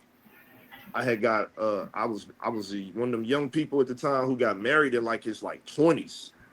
And the relationship was just topsy-turvy. You know what I'm saying? I was a young dude from the hood with a girl that was a few steps ahead of me. And in the song, I'm describing the turmoils of that relationship, but from the standpoint of a dude that's trying to be a rapper. You know, like I'm a young man going to work. It's people outside selling dope. I ain't got as much money as the average person out here. You know what I'm saying? My girl enticed by the world. You know what I'm saying? She got a baby daddy. He a little bit more of a killer than I am. You know what I'm saying? It's a whole saga, you know? But what I'm really discussing is the vulnerabilities of manhood. Like in a non-TV way. Like we real people from the Midwest. So these stories is real stories that ain't we can't wipe them clean just because it should look or sound a certain way. We don't know how it's gonna go. It's plenty young brothers out here raising kids that ain't theirs, and to that kid, you they father. To that, like you the daddy they know.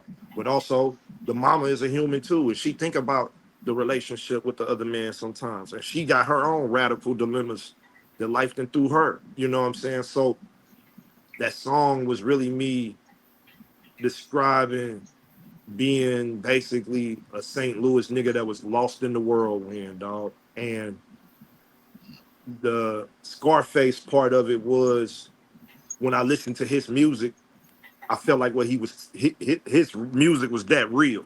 You know, like it wasn't shaving the fat just so it would make us feel good. It was just very poetically real. And the truth is, I put that song out when I used to stay on the north side on the Bud, and my lights was out. And I was at war with my label at that time because they were squeezing me out of my contract, and they wanted me to sign a new contract, basically obligating me to pay them back some money. And I wasn't finna fall for the okie doke. But they would have started paying me again had I signed the new contract, but the new contract was fucked up. So I was like, fuck that. So we basically at a standstill, and I'm an independent nigga, and I'm not up $1 million at this point. You know what I'm saying? I'm independent making it work, and it's me versus the corporation. It's me and my mans versus the corporation. And we can get with the smoke, but I'm probably gonna have to pay a different price if I do. So we thugged it out, you know what I'm saying? And niggas was going through it that summer. So I remember leaving the crib. I said, man, I can't take this shit no more. I'm gonna have to go and drop this song. And I didn't know what dropping the song was gonna do, to be real with you, because it's not like it's a commercial record. But I knew the motherfucker was gonna go viral for some reason. I just knew. I don't even know how I knew. So I left to go with my homegirl crib, dropped the song. By the time I get to her house from the north side to Hazelwood, Scarface then DM'd me, my nigga. Left his actual phone number. I get to Wow. her crib. Crazy.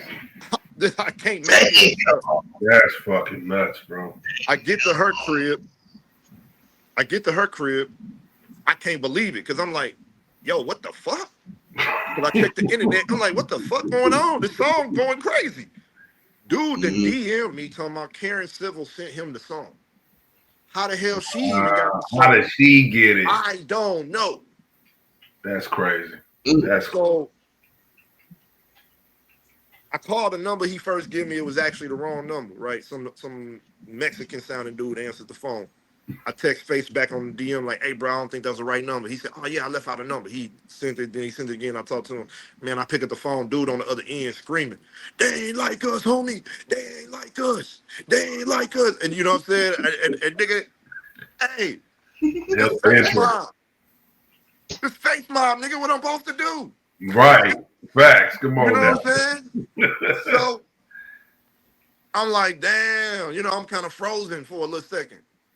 So then me and him rapping, he asked me what's my situation, you know, and that was pretty much the beginning of me and Scarface relationship, was the Dear Mr. Scarface record.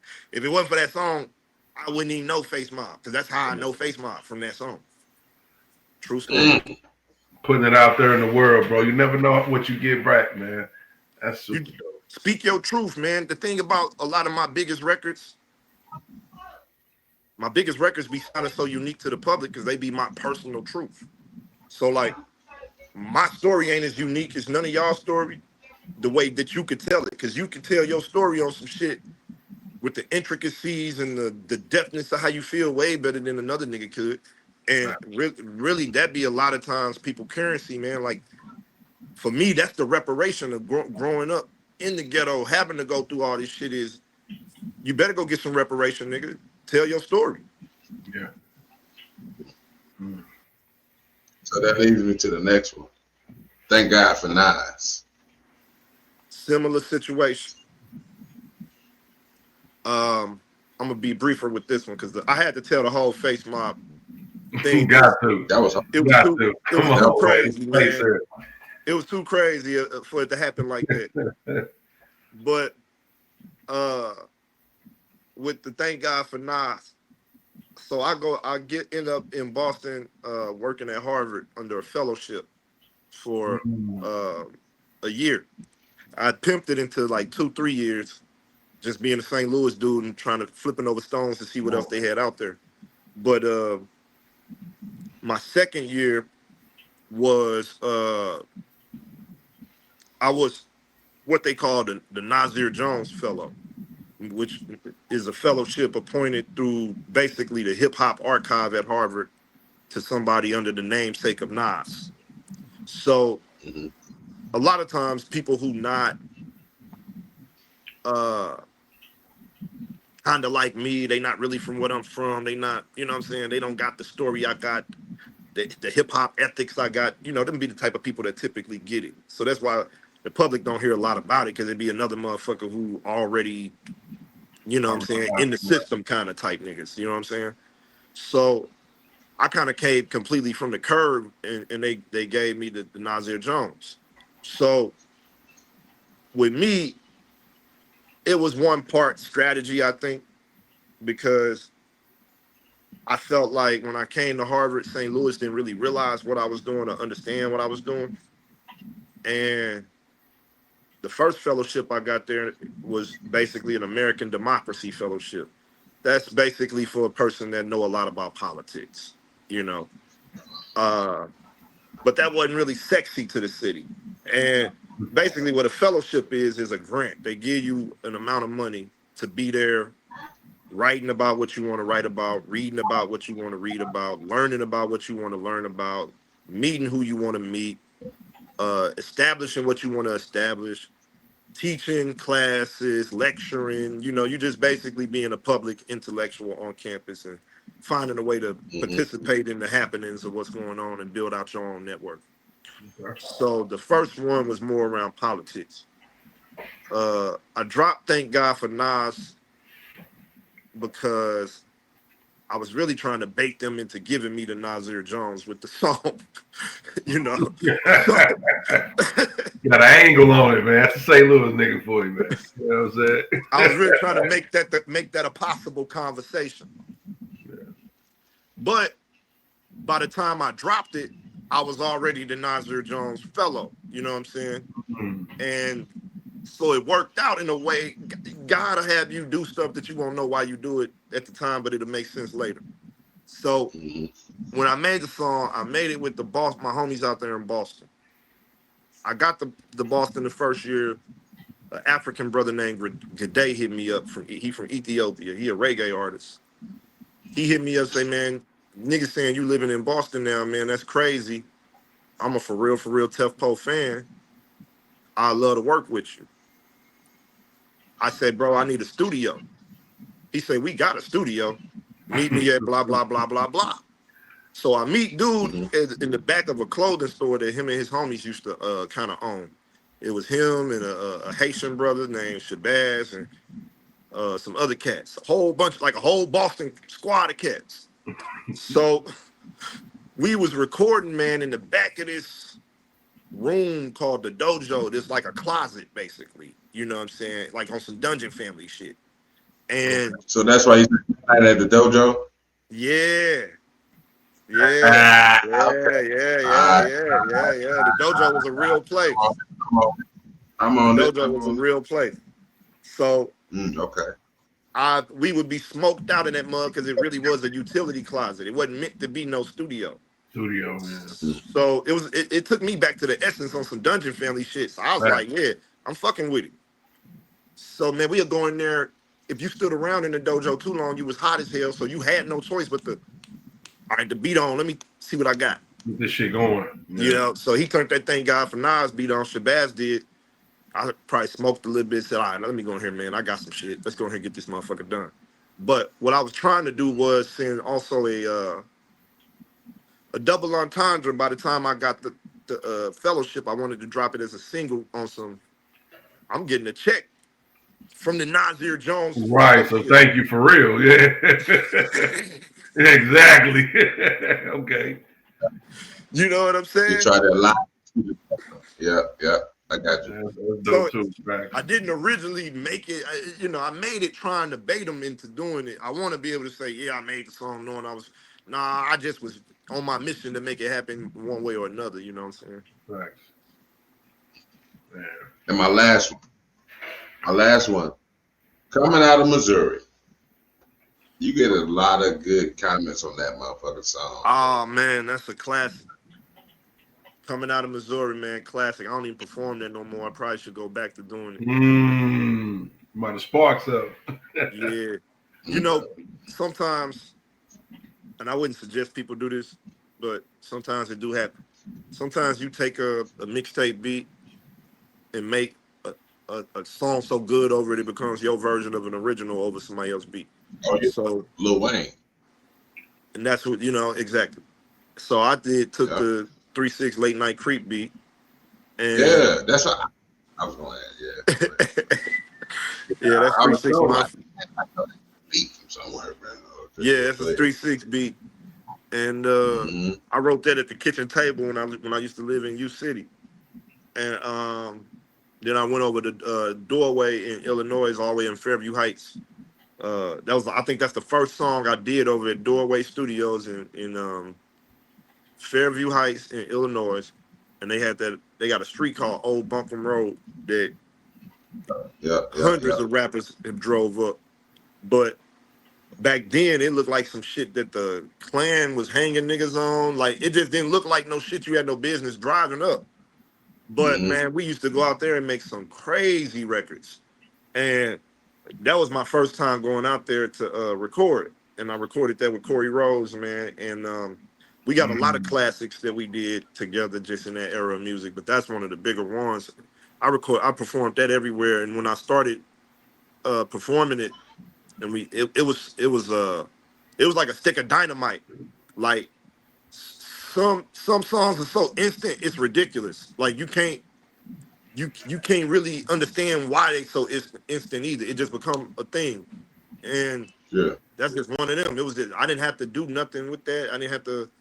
All I had to do was get on stage performing that, and when I performed it more than people could hear it because it was a freestyle track.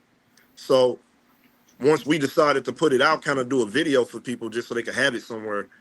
But it ain't even like a real song, which is crazy. That's the craziest part about coming out of Missouri is that it's not even a real song. It's going crazy. That's crazy.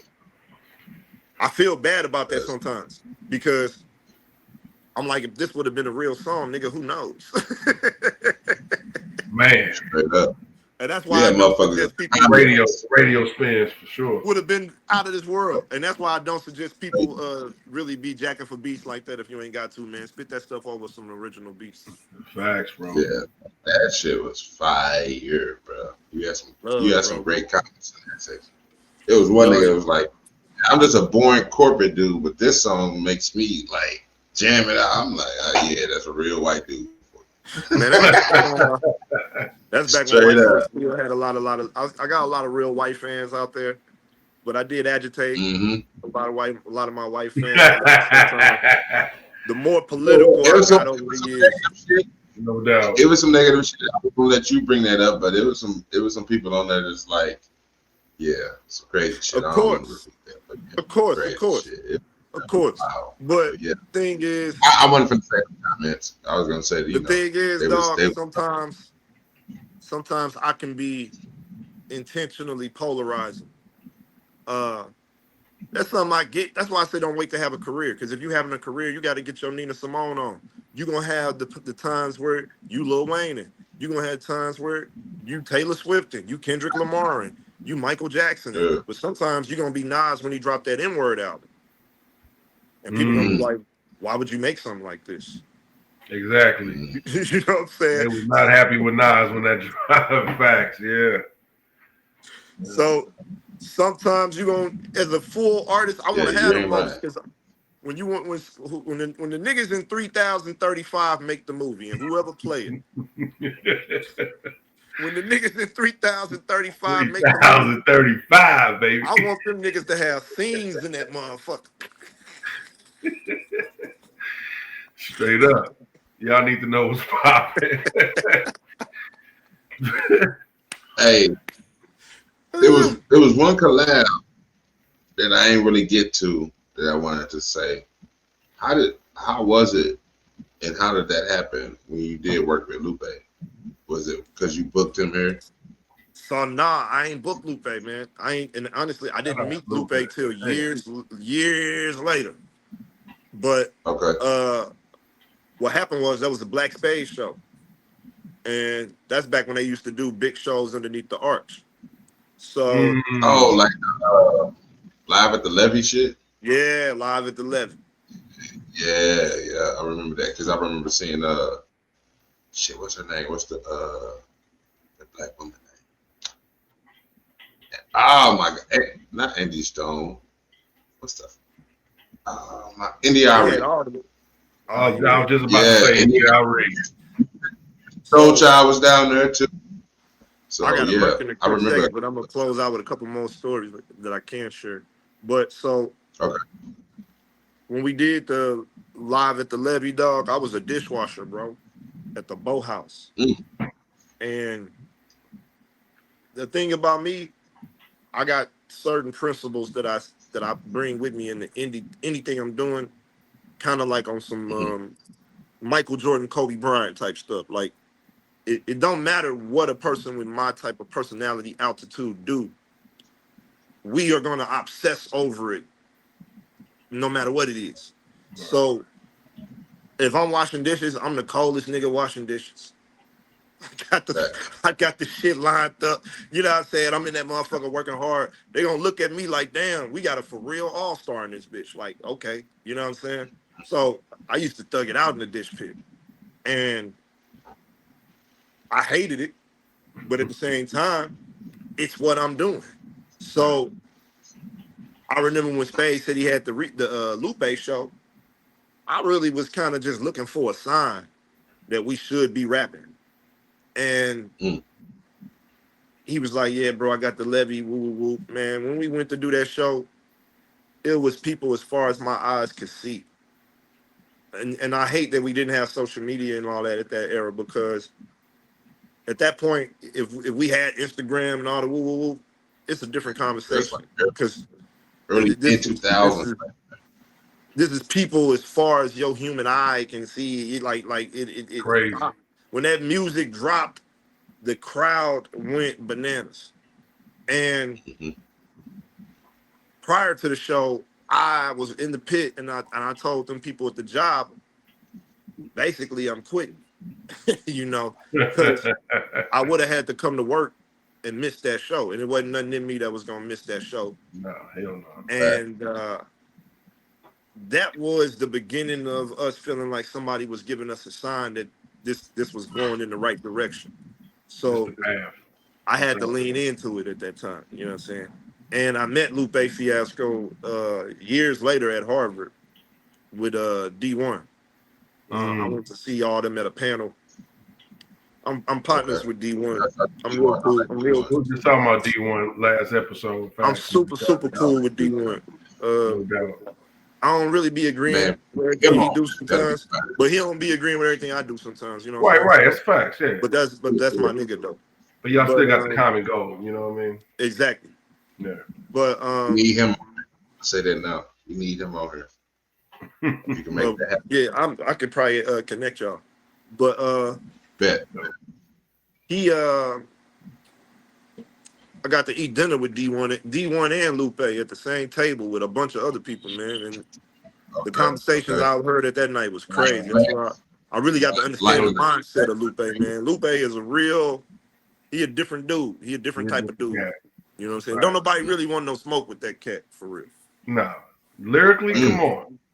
And that nigga slice your ass up on some samurai shit too. Man, the nigga got, I don't even want to put it out there. The nigga got guns, bro.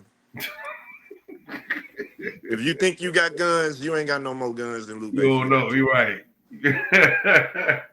And he know how to shoot them mugs. You know what I'm saying? He ain't just some nigga with the guns. This nigga Lupe crazy, man. You know who fast out and really going on that wave too is Twister.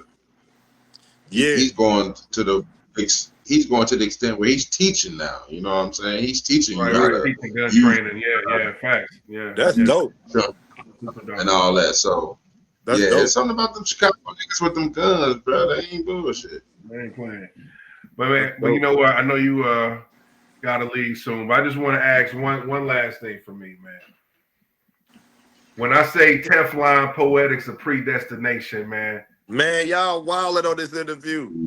Listen, when I say Teflon Poetics of Predestination, dog, what type of mental state does that bring you back to, bro? And the reason I say that, bro, is because we used to fucking rap way back in the day on those Yahoo chats. You know what I'm saying? So I remember you, bro. You know what I'm saying? And you was killing it back in the day.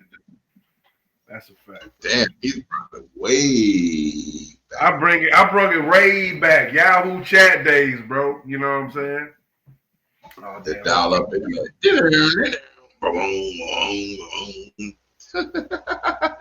Man, right. The whole dial up. That's the AOL joint. You get them free 30 days. Let me get that. Man, my bad, bro. I got booted off this joint a little bit. No doubt. But yeah, I definitely brought it way back to the day. Yahoo chat days, bro. I definitely remember you getting down. Teflon Poetics of Predestination. First of all, when I first saw the name, I'm like, who is this cat? And then when I first heard you freestyling, I'm like, yeah, this dude the truth, man. So, that's a fact, bro. I be debating on where that era of my life fits into my total legacy sometimes. You know what I'm saying?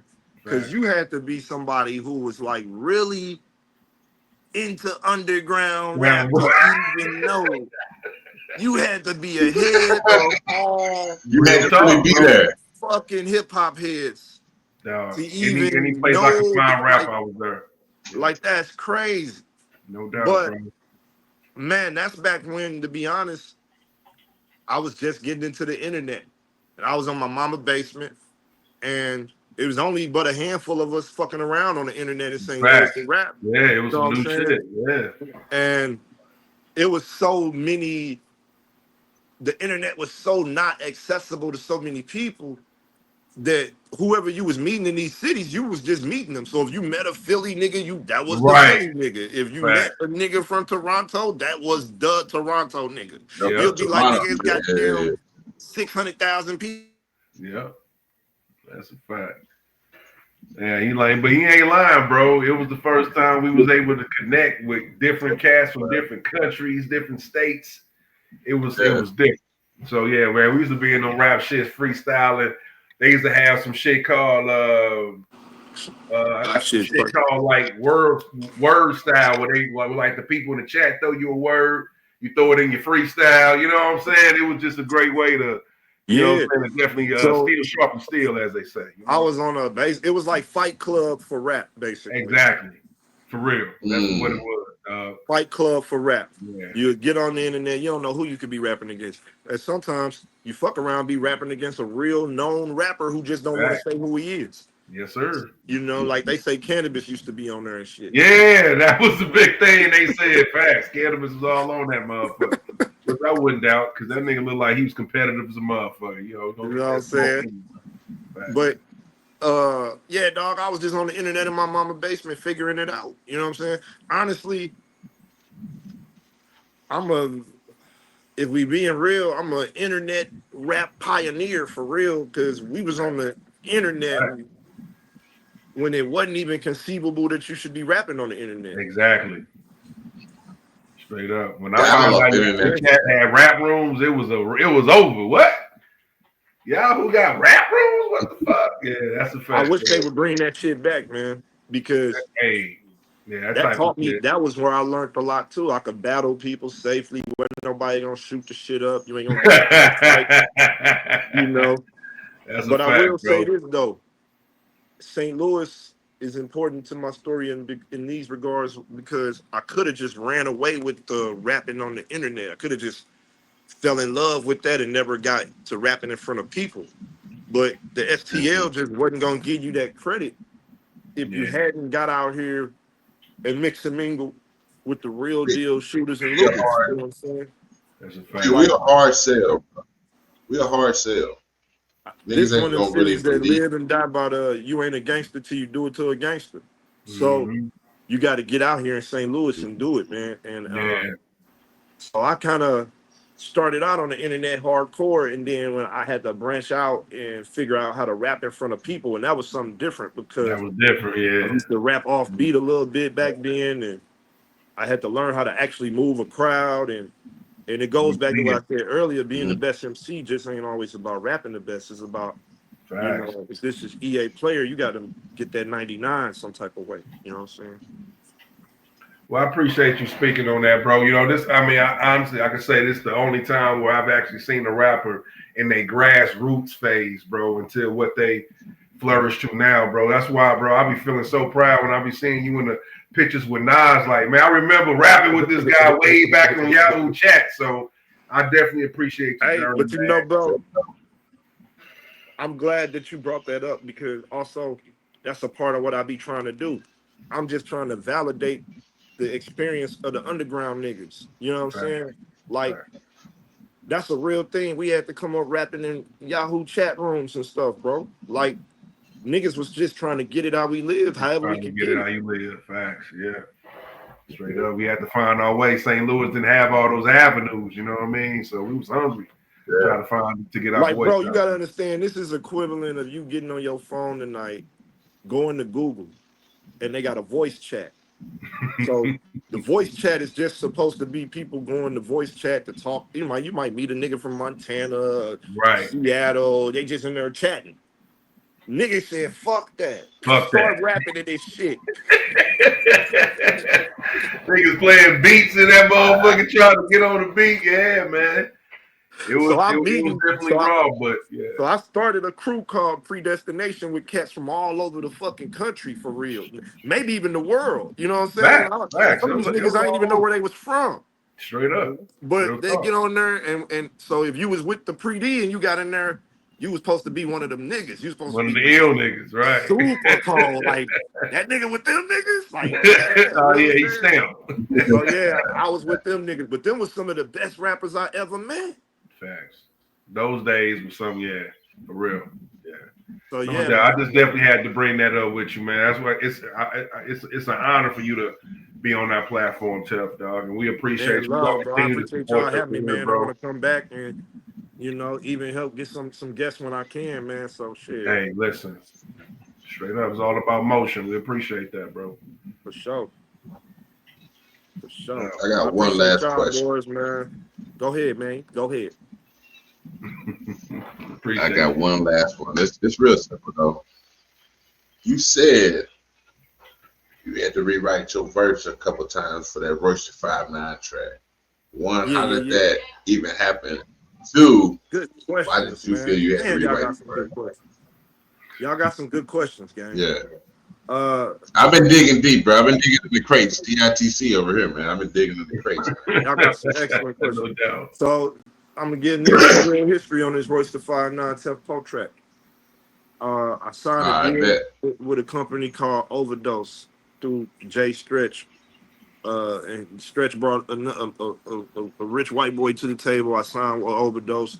Stretch still my man's today, but we ain't Overdose been closed. But back then, Overdose was gonna put out War Machine too. So we hollered at all the producers we could holler at. We hollered at Coco from Basement Beats. Coco played a Royce. He said, I got a Royce the 5'9" track. I said, what you mean you got a Royce the 5'9" track? He said, I'm trying to get on the album and I got a Royce the 5'9" track. So he played the track. And I say, this the track you did with Royce and John Hill. John Hill for a second had stopped rapping. Never put the track out like they wanted to. So he sold us the track, right? I do the mug. The track opens up the door for me to get cool with Royce's little brother, Kid Vicious. I got a better relationship with Vish than I got with Royce for real. Royce is a isolated dude. He don't let a lot of people around. He like a ninja. He like like I did a freestyle up at Heaven Studio with Vicious and all of them for a cypher. Royce was up in there working. He had the non-porter and all type of cats up in there. But when you rap as good as Royce, man, you don't let a lot of niggas around you for real. You just, he like an isolated soldier. You know what I'm saying? So yeah, that's how that track came about. Coco from Basement Beats was linked with Royce, set the shit up, had the track already through a previous record they did with John Hill. John Hill stopped rapping. They never got to really pull the trigger on the record. He said, let's see what you can do to this motherfucker. You know what I'm saying? That's dope. Dope ass alley-oop right there, bro. Yeah. And I got one last one. I was at South by Southwest, walking down the street, and I hear a nigga on one of them taxi bikes riding by, and I'm hearing the song in the air, and I'm like, I just start rapping the song, and I stop and I say, man, that's my shit. What the fuck? That's some crazy shit right there.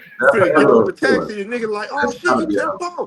And I'm like, damn, dog, how the fuck this music getting down here like that? It was Royce the 5'9", man. That was that track. And these days, that type of music is, we didn't get clearances for the features and stuff like that back then. So that's another big lesson you learn in the game. Like nowadays, of course, I got clearances and stuff for my stuff, but back then we was just starting out. So a feature was a feature, right? We didn't know this nigga on Interscope and Booba Bop and Ba Ba Ba and Def Jam and da da da. So you could rock with the music for a little second, but long term, get them clearances, man, so you can keep your stuff. Keep your shit, yeah, no doubt. My true last question though. My favorite song, which I told you when I walked up to you at the show, Bullet. How is you get that motherfucker going, bro. That's You ever another seen a dope, Bentley with a hole? bro. Come on, Oh That's my man. another god, dojo that classic, song bro. should be fucking platinum, my nigga. Like I ain't gonna lie to you, it should be platinum, bro. Like that's That's a another. hit, bro. That's one of my biggest streamed songs. So Black Julian is over. Black Julian 2 is over 1 million streams, and that song really the reason for real. Uh, yeah, that song is really the reason. No matter where I'm at, I'm walking down the street, especially in the loop. That's a St. Louis classic. Niggas is walking. Niggas will yell that from the whips and shit. It's crazy. And I didn't even know the song was that fucking big, bro. I'm not gonna lie to you. I didn't even know it.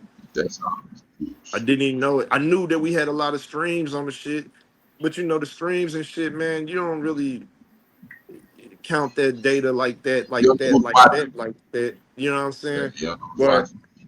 niggas be walking up to me to this very day. That song been out for a nice while, and Mhm. everybody. I didn't know that part. You ever seen a Bentley with a bullet hole? I didn't know that was that That's magical to people. I come on, knew it man. was magical, Yeah, but I thought it was just regular Tef Poe talking shit. You know Nah, what I'm saying? nah, bro. Like put that on a that's up t-shirt, there. man. That's merch right there. That's crazy. You're Wow, a crazy. nigga about Real a shit. biblical, So the like, my nigga come on, More brother. Shabazz gave me that beat in the dojo one night, and it was one of those I didn't get to Okay. do the night that he had sent it to me.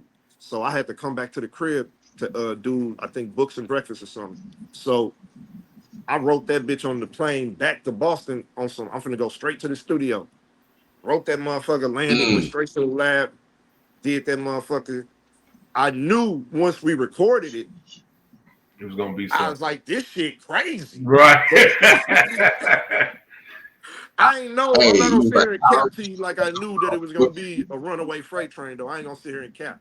Now, the nigga that who did shit know, it was this there. one nigga on my team that did know, and he stood on business about it. He was like, "You out of your rabbit ass mind, nigga." My nigga Jay Stretch. He said, "Nigga, this Mm, song gonna go so fucking up." And I said, "You think so, nigga?" I yeah. said, "Yeah, maybe." He said, "Nah, nigga, this motherfucker going up, nigga." Yeah, And you put the what you sometimes say? I I got know, the sometimes tattoos I on my don't, bro. boots. You made me insane. Like, come on, bro. Like, you had some shit in that motherfucker, bro. Like, I didn't know you had a video Yeah, until I we was got a about to do video this from that true story. the interview. I fucked the video up being an egghead. I was it's back when I was feeling myself a little bit. You know what I'm saying? The music dropping. I'm meeting niggas. I'm fucking with Nas. I done met DMX, Lauryn Hill, nigga. Come on, man. I'm seeing some shit that I ain't, St. Louis nigga ain't supposed to see. I'm chilling. I got the Yeah. big, stupid ass high rise apartment overlooking the river and shit. I'm writing my raps from that motherfucker now. You know what I'm saying? Being Tef Mm, Peasy, who came from doing it in the basement to this nigga. I'm Right. thinking I didn't motherfucking mother. I'm Man. losing my shit a little bit, dog. You feel what I'm saying?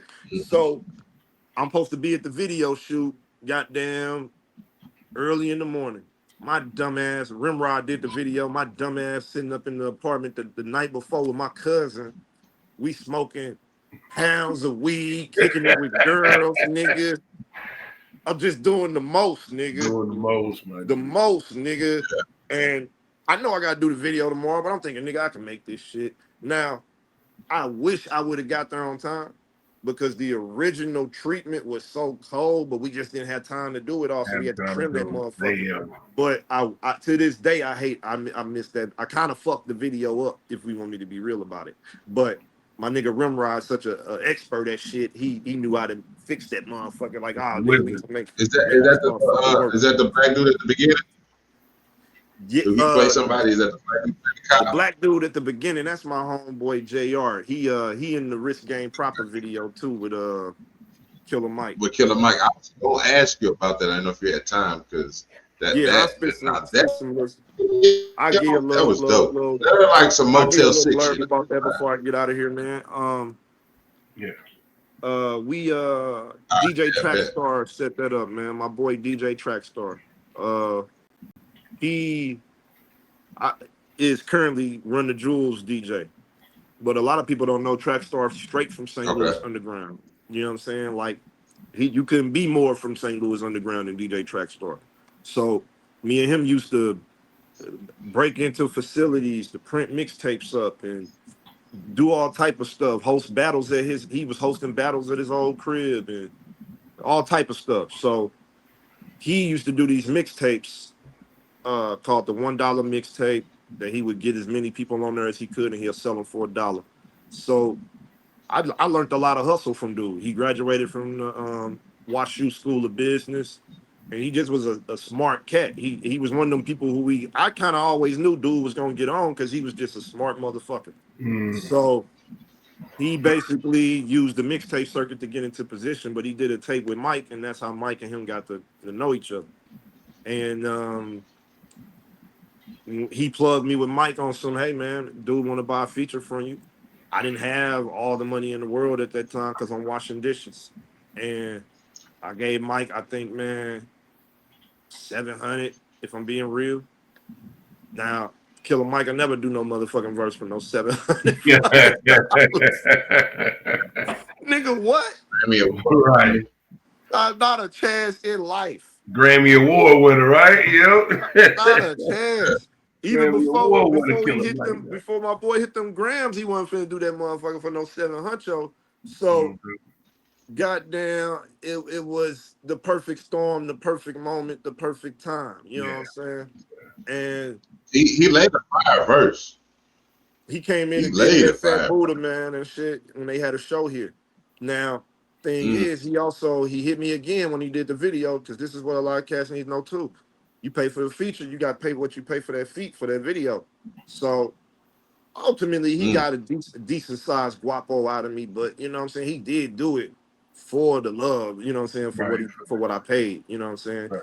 And that really established the relationship with me and Mike. People thought it was politics, but a lot of times my relationships come off of just being willing to break bread with niggas for real, you know, and just put myself in real business with niggas. And from there, you know what I'm saying, niggas respect that because, nigga, you can help me feed my kids. Nigga, these real dollars you spending. You know what I'm saying?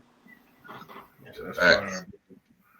Well, bro, I want to thank you once again, bro. I can't keep thanking you. I just can't thank you enough, dog, for coming on the platform, bro. Man, anytime, man. Anytime. I got a lot of shit going on, man, but it don't matter, man. Anytime the real with each other, we gonna make it happen, man. Shout it out. What you got St. Louis love, man. And just before you get out of here, man. Everybody, man, you can grab tickets at Metro Tix, man, for the 3rd annual St. Louis Entertainment and Arts Award, man. You'll see my man right here, Tef Poe, Man of the Year recipient, man. Everybody come out and support. This is one of them ones, one of those guys with boots on the ground, not just talking it, he's walking it. Let's support the real champs out here, man. Appreciate you, bro. Man, appreciate y'all, man. Everybody support these types of platforms. Niggas in St. Louis be saying we don't got no media, we don't got no this, we don't got no that. When the cats is taking their time out to put their resources in it, they away from their families, they doing this for us, man. And so let's support them. Let's back them up. Just like as quick as you would do anybody else, as quick as you would do Breakfast Club, as quick as you would do this, as quick as you would do that. Jump on these people platform, man, for real. Support, and especially our own people who know our history. You gotta support those platforms, G. So I appreciate y'all, man. Straight up. We definitely gonna have to get you back, man. We have so much more to talk about, but yo, we can chop it up at another time, I'm gonna man. come back. Your time. I know your time valuable, bro. What I do is, bro, I'm gonna drop something with Sean Ferrari real soon. I got a little EP I'm dropping with him. Then I'm finna drop my actual album. So we'll come back around some of them times when I got some more shit to actually talk about. Say less, bro. Yep. Appreciate you, man. For sure. Get your gang, talk your shit, man. The one and only Tef Poe, y'all. For sure. Love y'all. St. Louis royalty in the building, man. St. Louis royalty in the building. We just knocked that shit out the park, man. So shouts out to y'all. Shouts out to the subscribers. Shouts out to the people that's subscribing from the shorts, because we're keeping them coming. Shouts out to the people that's watching the videos. We're keeping those coming. So ain't no much more that I can say, man. You know? Yo, shout out. You already know, YouTube family, Facebook family, TikTok family. Shout out. Shout out to my nigga Keith, man. PON, positivity over negativity, man. Get the merch, man. Get made, get money all day, every day. This shit is so dope. I wish I would have thought about it. I ain't gonna lie, man. Get made, get money all day, every day. Live the lifestyle, man. Yes, sir. Reach out, be trying to get some merch. I can put you in contact, man. I'm telling you, man. Quality shit. PON, positive over negativity. Shout out to Chef Gun, man. Man, everybody out here that's really impacting St. Louis culture and making moves and doing it positive. You know what I'm saying? Shout out to my man here with the hoodie. Yeah. You know what I'm saying? Facts. Fire ass hoodie. Like, That's this everything St. Louis on this motherfucker. Emos. The Red Hot Rabbits. You got Chuck Berry. You got the Battlehawks. You got the Ted Drews on that motherfucker. Like, yeah, man. Yeah, man. We did our thing on this one, bro. Straight up. So. No doubt. Let's go ahead and end this bitch and we'll talk. No doubt. Shout out to the people though, man. Yeah. There we go. No doubt. Yeah, this is a good one. This is a good one. This is the one we need to push like a bat out of hell.